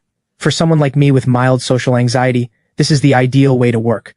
Lyrics, composition, arrangement, recording, all done in one sweep. By 6 in the evening, I'm satisfied with 2 new songs and let out a big stretch. Suddenly, the door opens, footsteps approach, and Vivian stands at the doorway. She's wearing a long floral dress, graceful and stunning, breathtakingly beautiful. Vivian has been restless all day, with a strange unease. After work, she rushed home anxiously, eager to see me. The moment she stepped inside, her mood became calm, as if I were the source of that tranquility. Standing at my doorway, she notices the new recording equipment. Her company is in the film industry, so she naturally knows what these are for. Scattered sheets on the desk are filled with lyrics and sheet music, and a guitar rests casually on the floor. Miss Sterling, you're home. Sorry, I'll tidy up right away. I'm slightly flustered because I know she has a mild cleanliness streak. Every day I work to keep the room tidy, but tonight's exhaustion made me slack a bit. Seeing me scramble to clean up, Vivian's gaze is complex, wordless. Miss Sterling, have you eaten? I'll go cook. After tidying up, I'm about to head to the kitchen. She suddenly says, Ethan, you don't need to be so formal with me. Her words make me pause. It feels like she's broken some pattern. I always thought my respect for her was perfectly normal. Today I went to Hope Welfare Home. Her words almost make me stumble. I only thought she'd donate some supplies, never imagined she'd go in person. You used the $5 million I gave you to rebuild the orphanage and treat your grandfather. She looks at me. I admit it openly. At the time it was urgent. That money saved the orphanage and saved my grandfather. I'm deeply grateful, Miss Sterling, truly, thank you. No matter when, I'll always do my best to repay you. Vivian's gaze grows complex. So all these years of meticulous care for me was just to repay the debt? I stay silent. That is my truth. Perhaps after learning my past at the orphanage, Vivian feels more sympathy and pity for me, but this makes my heart feel unbearably heavy. Though our statuses are worlds apart, I still hoped we could become friends. But reality is like cold water poured on a flame, making me clearly realize that in her heart, I'm nothing more than a housekeeper. Self-mockery rises within me. I can't even keep up the illusion anymore, and responds, yes? What did I hope to become? A friend to a billionaire CEO? Me, a nobody from the bottom? What could I offer her? The smell of cooking drifts from the kitchen. Vivian sits in the study, facing her computer screen, her thoughts in turmoil. Only the day Damien left 3 years ago did she feel this shaken. Today a single sentence from me has upset her. Her phone rings, a message from Tessa. Vivian, Riding the Wind has a new piece so amazing. Vivian instinctively finds my new video on the platform, posted just 10 minutes before she came home. The caption on the screen seems to strike her soul. I pray to the heavens, not for the next life, but just to meet you once more in this one. Similar to Fortune cast from before. Vivian's brow lifts slightly. She gently presses play. The song slowly comes through, the electric keyboard melody unfolding, a faint sorrow filling the air. As the intro ends, my voice surges like a wave. When the moonlight falls on my face, I almost change my form. The heart-wrenching emotion flows through the notes, as if a bone-deep obsession gives it boundless power. The melody is captivating, the emotion intense, striking the soul directly. Vivian's expression turns focused. At this moment she realizes this song's appeal far exceeds the previous one. I enter the chorus, my voice growing more powerful, like an endless sorrow filling every corner of the study. Will we ever meet again? I prayed at the altar for thousands of years. The lyrics are vague yet striking. Vivian seems to see a man praying devoutly, kneeling stubbornly like stone, time passing relentlessly, seasons changing, yet time cannot shake his devotion, all for that tiny sliver of hope. Through my voice, I convey this deep love straight to the heart. Only now does Vivian realize my singing ability is extraordinary. Only true singers can move people's emotions through melody, not just chase flashy high notes. Vivian sighs softly. Will we ever meet again? I prayed to the heavens for thousands of years. When the lyrics reach "Let me kiss your face once more," Vivian's eyes well up slightly. Can a person's devotion really reach this depth? For the one he loves, he'd rather plead with heaven for 1,000 years, even crossing the bridge of the afterlife, all just to kiss his beloved's face one more time. This kind of love shakes the soul. As someone who longs for platonic love, this song stirs ripple after ripple in Vivian's heart, moving her deeply. Turning her head, Vivian can almost see through the wall to me bustling in the kitchen. Is this a reflection of his inner feelings? Does this mean he too longs for a love that cuts to the bone? I don't know. Vivian turns, playing my new song again and again. This time the production is clearly better than last. The equipment wasn't bought in vain. She purses her lips and opens the comments. Ethan's new song is fire. Oh my god, this song didn't disappoint. Total ear orgasm. Haha, Ethan is really bringing mysticism to a whole new level, prayer and fortune casting all in one. The poor depend on mysticism. For love, the rich depend on the power of cash. Reading these amusing comments, she can't help laughing out loud. These moments make Vivian think of me.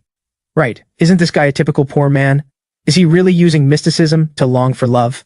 Miss Sterling, dinner's ready. I interrupt her thoughts. Vivian instantly pulls herself together, walks out of the room with her usual composure. During dinner, I gently ask her, Miss Sterling, will you be back tomorrow? Why do you ask? I might be out all day, won't be back at night either. Vivian nods. I won't be back tomorrow either. She continues eating, her eyes lowering slightly. This used to happen sometimes. I'd always take time off when needed, but she never seemed to care, yet now she's starting to wonder what exactly I take time off for. After dinner, I quickly wash the dishes and mop the floor, then slip back to my room. Opening the platform, seeing the likes break 100,000, I'm so excited I almost scream out, having to carefully suppress my excitement. I pace around my room several times before finally calming down. Meanwhile, in the Coolidge Music Tower in the capital city, a storm erupts in the music division's conference room. Director Cheney slams a report on the table, displeased. He scolds. This month our performance has been completely crushed by Penguin Music. Down 15% month over month. What is the company paying you for? Deputy Director Whitney admits with a bitter smile. Penguin Music has been lucky lately. New talent popping up everywhere, taking over our market share. Meanwhile, we've made no breakthrough. Director Cheney's tapping on the desk is especially harsh. I don't want excuses. Find solutions. Each of you give me 3 suggestions at tomorrow's morning meeting. Dismissed. Just then, Assistant Tina rushes in excitedly.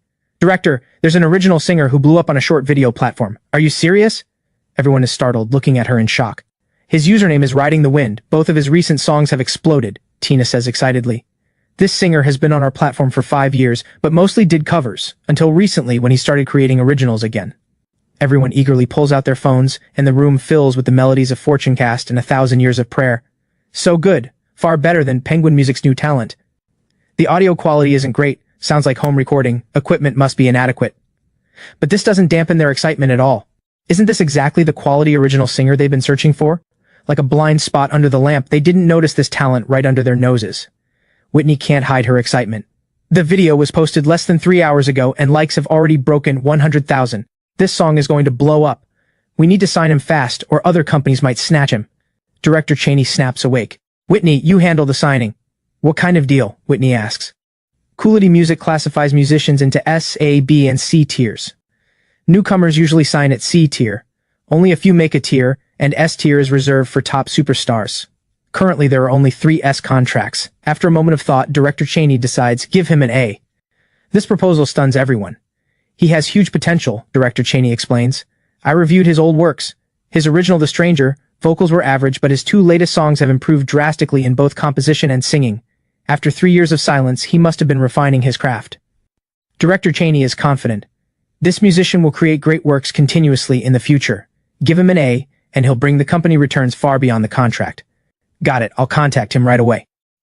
With that, Whitney decides to fly to my city in person to show sincerity. Early the next morning, just as I'm about to head out, I get a call from an unknown number. A gentle female voice comes through. Is this Mr. Ethan? Yes, who's calling? I wonder. The voice is unfamiliar. Not many people know me. What does she want? I'm Whitney, Deputy Director of Coolidge Music. Are you in Yorkfield? When Whitney introduces herself, it makes me think of my recent video. Its likes have already broken 300,000 and are still rising fast. So Whitney is here for this. So it's you, Miss Whitney. I'm in Yorkfield. The other end clearly has all my information. Not surprising, I filled this out during real name verification. Wonderful, Mr. Ethan. We think you're very talented. Could we meet? Whitney's voice carries warmth. I frown. I have something important to handle today. But she presses on. It won't take much of your time. All right then. After all, she came from far away. I can't bring myself to refuse. We agree to meet at a cafe. In less than 20 minutes, Whitney arrives. She wears a black bodycon dress, striking presence, around 30 years old. Mr. Ethan. She stares at my handsome face in surprise. I didn't expect you to be this handsome. I give a slight smile and invite her to sit. Ms. Whitney, I have important matters later. Let's get straight to the point. Whitney is thrilled inside. Not only am I talented, my looks are stunning too. For her, this is icing on the cake. She brings 3 contracts, from B tier to S tier. Without hesitation, she hands me the S tier contract. A potential star like me deserves nothing less. Mr. Ethan, you likely know why I'm here. Whitney smiles slightly. Coolity Music isn't just a music platform. We also have a music company. We've prepared the top tier S contract for you. The S contract is the industry's highest tier, usually only signed by A-list stars. I didn't expect them to be this generous, directly offering this contract to a newcomer like me. The sincerity is clear. The signing bonus for this contract is 10 million yuan. Fixed music platform revenue, variety shows, commercial performances, and endorsements split 70-30, with you getting 70 and US 30. The contract is for 3 years. After you become a superstar, you'll also receive equity. Whitney describes the generous terms. I read the contract carefully, deeply tempted, especially the 10 million signing bonus, exactly what I urgently need. But I regretfully set the contract down because I have something more important to do. After setting it down, I first call Lily. Did you wake up on the wrong side of the bed today? First thing in the morning telling me about Coolity Music signing an S-tier contract with a 10 million signing bonus, I wouldn't even dare dream of that. I rub my temples, listening to Lily's skepticism on the phone and have to explain. I'm still at the cafe right now. I wouldn't joke about something like this. Lily immediately says, wait there, I'm coming right now. Don't make any moves before signing. If there's any trap, you're done for. Before she finishes, she hangs up. Soon Lily, flustered, arrives with a middle-aged man in glasses. I introduce them to Lily. This is Whitney, Deputy Director of Coolity Music. Ms. Whitney, this is my agent and the owner of my studio, Lily. After exchanging pleasantries, Lily points to the man she brought. This is Mr. Trent, a lawyer friend I brought to review the contract. After thoroughly reviewing the contract several times, Mr. Trent nods. The contract is fine. Seeing this, Lily smiles with relief, saying to Whitney, thank you for Coolity Music's recognition of Ethan. Please take care of him on the music side going forward. Inside, she's genuinely happy about my comeback. Just in case, Lily insists on printing a new version of the contract, specifically adding personal commitments, restricting work activities to Yorkfield and nearby areas. At the end, I also submit Grandpa Hayes' diagnosis. You've got some moves. I underestimated you. After seeing off Whitney and Mr. Trent, Lily specifically listens to the new songs I uploaded, also stunned by my creative ability. These songs are really good. I check the time. Lily, I'll treat you to a meal another day. I have something later. I drove. Want me to give you a ride? She kindly asks. No, the place is remote. I'll take the bus. I smile slightly. Before leaving, she reminds me. Don't forget to treat me in the afternoon. I take the bus all the way to a cemetery in Yorkfield's outskirts, holding a bouquet of baby's breath and a pack of beer. At my destination, I carefully walk through the cemetery to an old grave. On the headstone is a young girl's radiant smile, as if meeting my gaze. I gently place the flowers, stroke the photo, a tender smile on my face, ripples of memory rising in my heart. Haley, I came to see you again. Today I brought your favorite flowers, baby's breath and snacks. You little snack monster, you must be craving them by now. Her petite figure surfaces in my mind. I know you fear loneliness most. Today I'll stay with you all day. I murmur to myself, opening a can of beer. Your health was poor, I'll drink the beer, you have the snacks. I tilt my head back and drink. I've been doing well lately, don't worry about me in heaven. I pull out my guitar, gently strumming the strings. When the moonlight falls, I almost change my form. The song drifts, but tears soak my face, choking me until I can't go on. After a long while, I murmur, Haley, if I pray to the heavens for 1,000 years, could I see your face again? The summer night comes slowly. With a buzz of alcohol, I ramble to her about everything that's happened. As night falls, I lean against the headstone as if she's returned to my embrace. I sleep especially soundly that night. At dawn, I look at her photo and smile. Morning, Haley. Did you sleep well last night? I have to go. Lots to do. I'll try to visit sooner next time. A pang of sadness rises in my heart. I sling the guitar on my back, clean up the empty cans on the ground. I keep looking back, full of reluctance, slowly walking down the hill. Suddenly, the star-like eyes in my mind begin to lose their glow. Hey, isn't that Ethan? On the other side of the cemetery, Daisy is honoring her ancestors with her family when she unexpectedly spots my somewhat lonely figure. Come on, let me go check. She walks briskly toward me. Ethan! Hearing the familiar call, I stop, a touch of surprise on my face. Daisy stares at my face and freezes. My eyes are red and swollen, obviously from recent emotional release. Miss Daisy, why are you here? I turn my head and lightly wipe the tears from my eyes. My grandmother's grave is here. Today is her death anniversary. The whole family came, she explains, then falls into silence, seeming to ponder why I'm here. In the silence, she guesses at my thoughts, perhaps thinking I came because of an impending fatal illness, searching for my own resting place. The cemeteries in this area are cheaper than those in the city, perhaps fitting my current financial situation. You. Daisy starts to say something but stops, wanting to comfort me but holding back. Miss Daisy, go handle your business. I should leave too. No time for chit-chat. I say plainly. Daisy nods, watching me walk away, her heart heavy. Once I'm far enough, she pulls out her phone and calls Vivian. Daisy, what's up? Vivian asks on the other end. Vivian, guess who I just saw? Daisy says mysteriously. Who, weren't you visiting your grandmother's grave in the Yorkfield outskirts? Vivian asks curiously. I saw Ethan. Daisy's tone carries excitement. The other end pauses, then Vivian's voice comes through. What's he doing there? He was wandering around the cemetery early in the morning, definitely came to look at grave sites, Daisy says. He's so pitiful, still so young, already picking a grave for himself. He's picking a grave? Vivian's voice suddenly rises, shock in her eyes. Are you sure it was him? Daisy nods, her tone laced with sympathy. Yes, I spoke a few words with him. He's so pitiful, all alone with no support. He doesn't have much money, so he can only buy a grave in such a remote place. Her face is full of pity. Vivian, even though you two are just contract, you've lived together 3 years, you're not short on money. Why not help him get a better spot? Sitting in her office, Vivian feels like a boulder is pressing on her heart. She never expected taking a day off was to look at graves in the outskirts. The image of my lonely figure surfaces in her mind, leaving Vivian breathless. Vivian, are you listening? Daisy's voice pulls her from her thoughts. I got it, I'll arrange something. Vivian replies. Doesn't he have only 1 month left? Take him out somewhere, he's so wretched, probably never had a proper trip.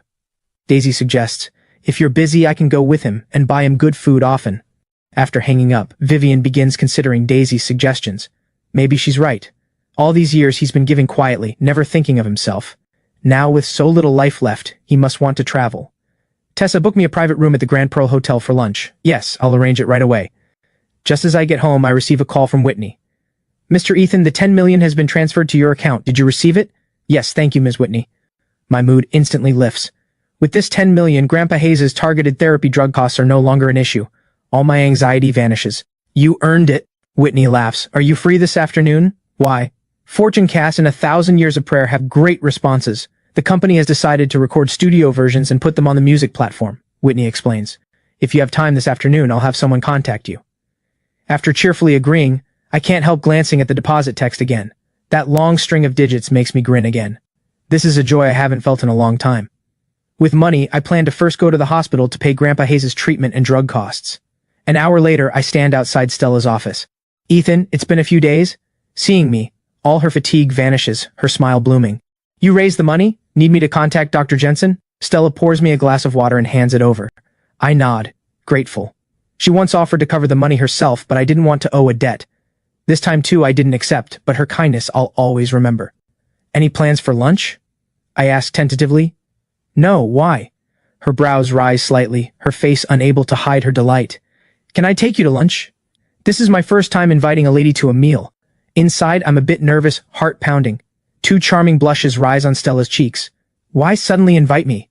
She meets my eyes, her laugh like silver bells. Is this your first time asking a girl to a meal? A bit embarrassed, I nod and admit it.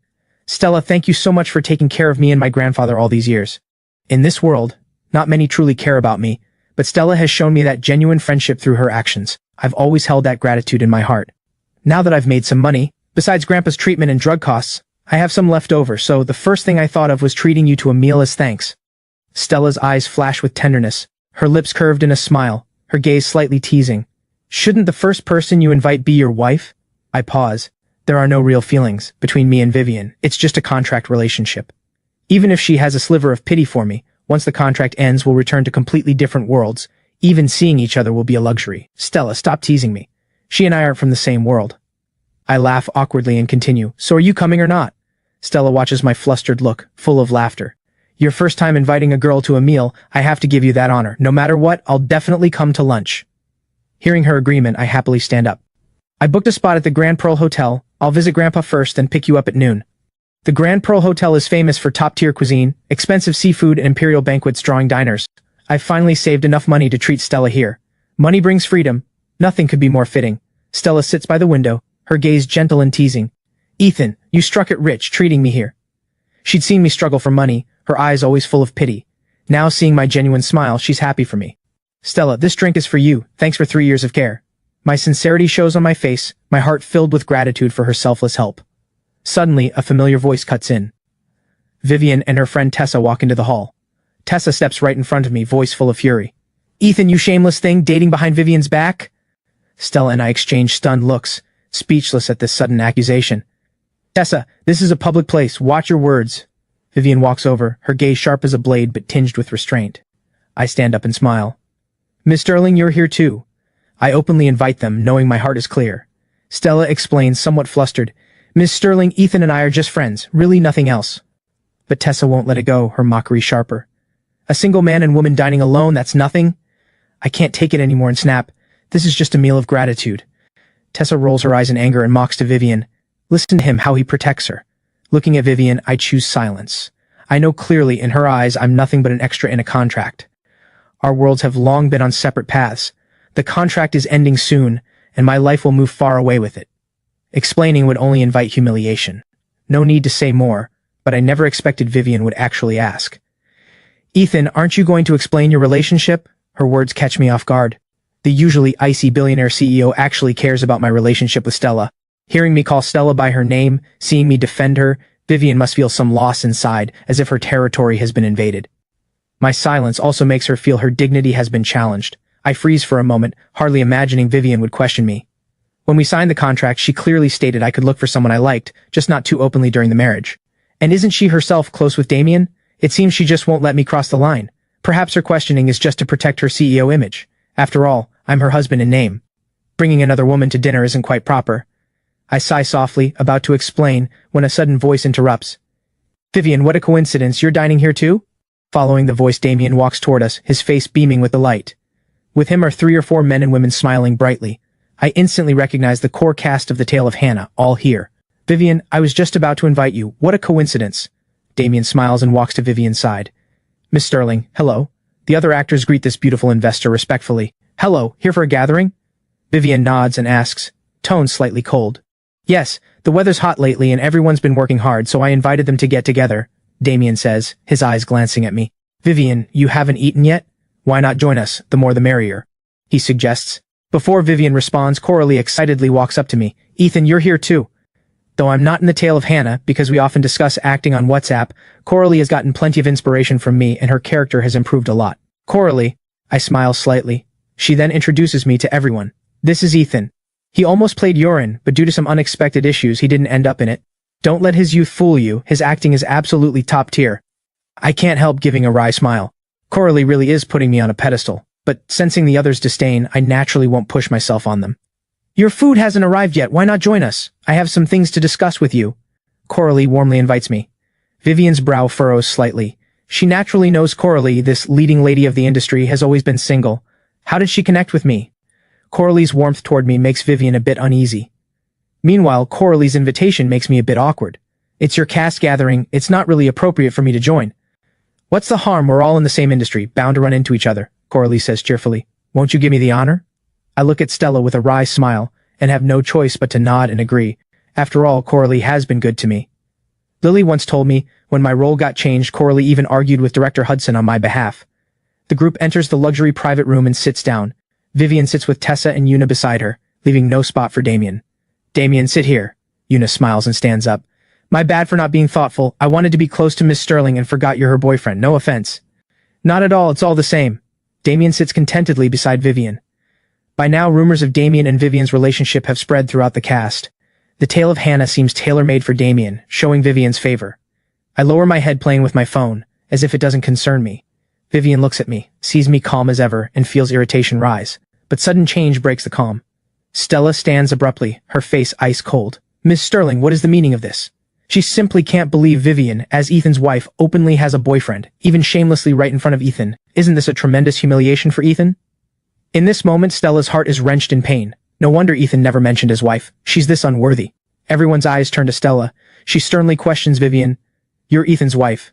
Carrying on an affair so openly right in front of him, how can you face him? What do you take him for? Flirting with another man right in front of him? Do you have any sense of shame? Once she speaks, the entire room erupts. Vivian is married? Married and seeing another man in front of her husband? Rich women play this hard?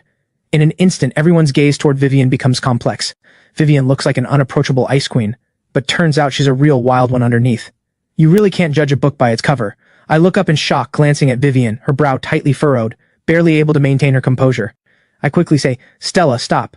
I didn't expect Stella to stand up for me. Touched but also anxious, I don't want this contract marriage to become known to everyone.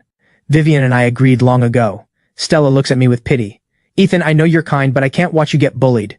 She turns sharply to Vivian. Miss Sterling, I understand your family has wealth and power. Ethan is just a helpless orphan, but since you are his wife, you should uphold fidelity. Trampling on his feelings like this, can you bear it?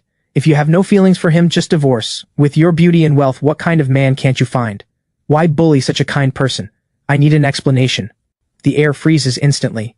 The room is so quiet, only breathing remains. Concerning Vivian as the investor, no one dares speak, only contempt and sighs filling their hearts. With a husband at home, flaunting it in front of outsiders is truly absurd. Miss, you've misunderstood Vivian. Damien's face turns ugly. He knows this affects Vivian's reputation and his own, and stands up. If rumors spread, tomorrow's internet will blow up. He can already foresee tomorrow's headlines. But just then, Vivian says something that catches Damien completely off guard.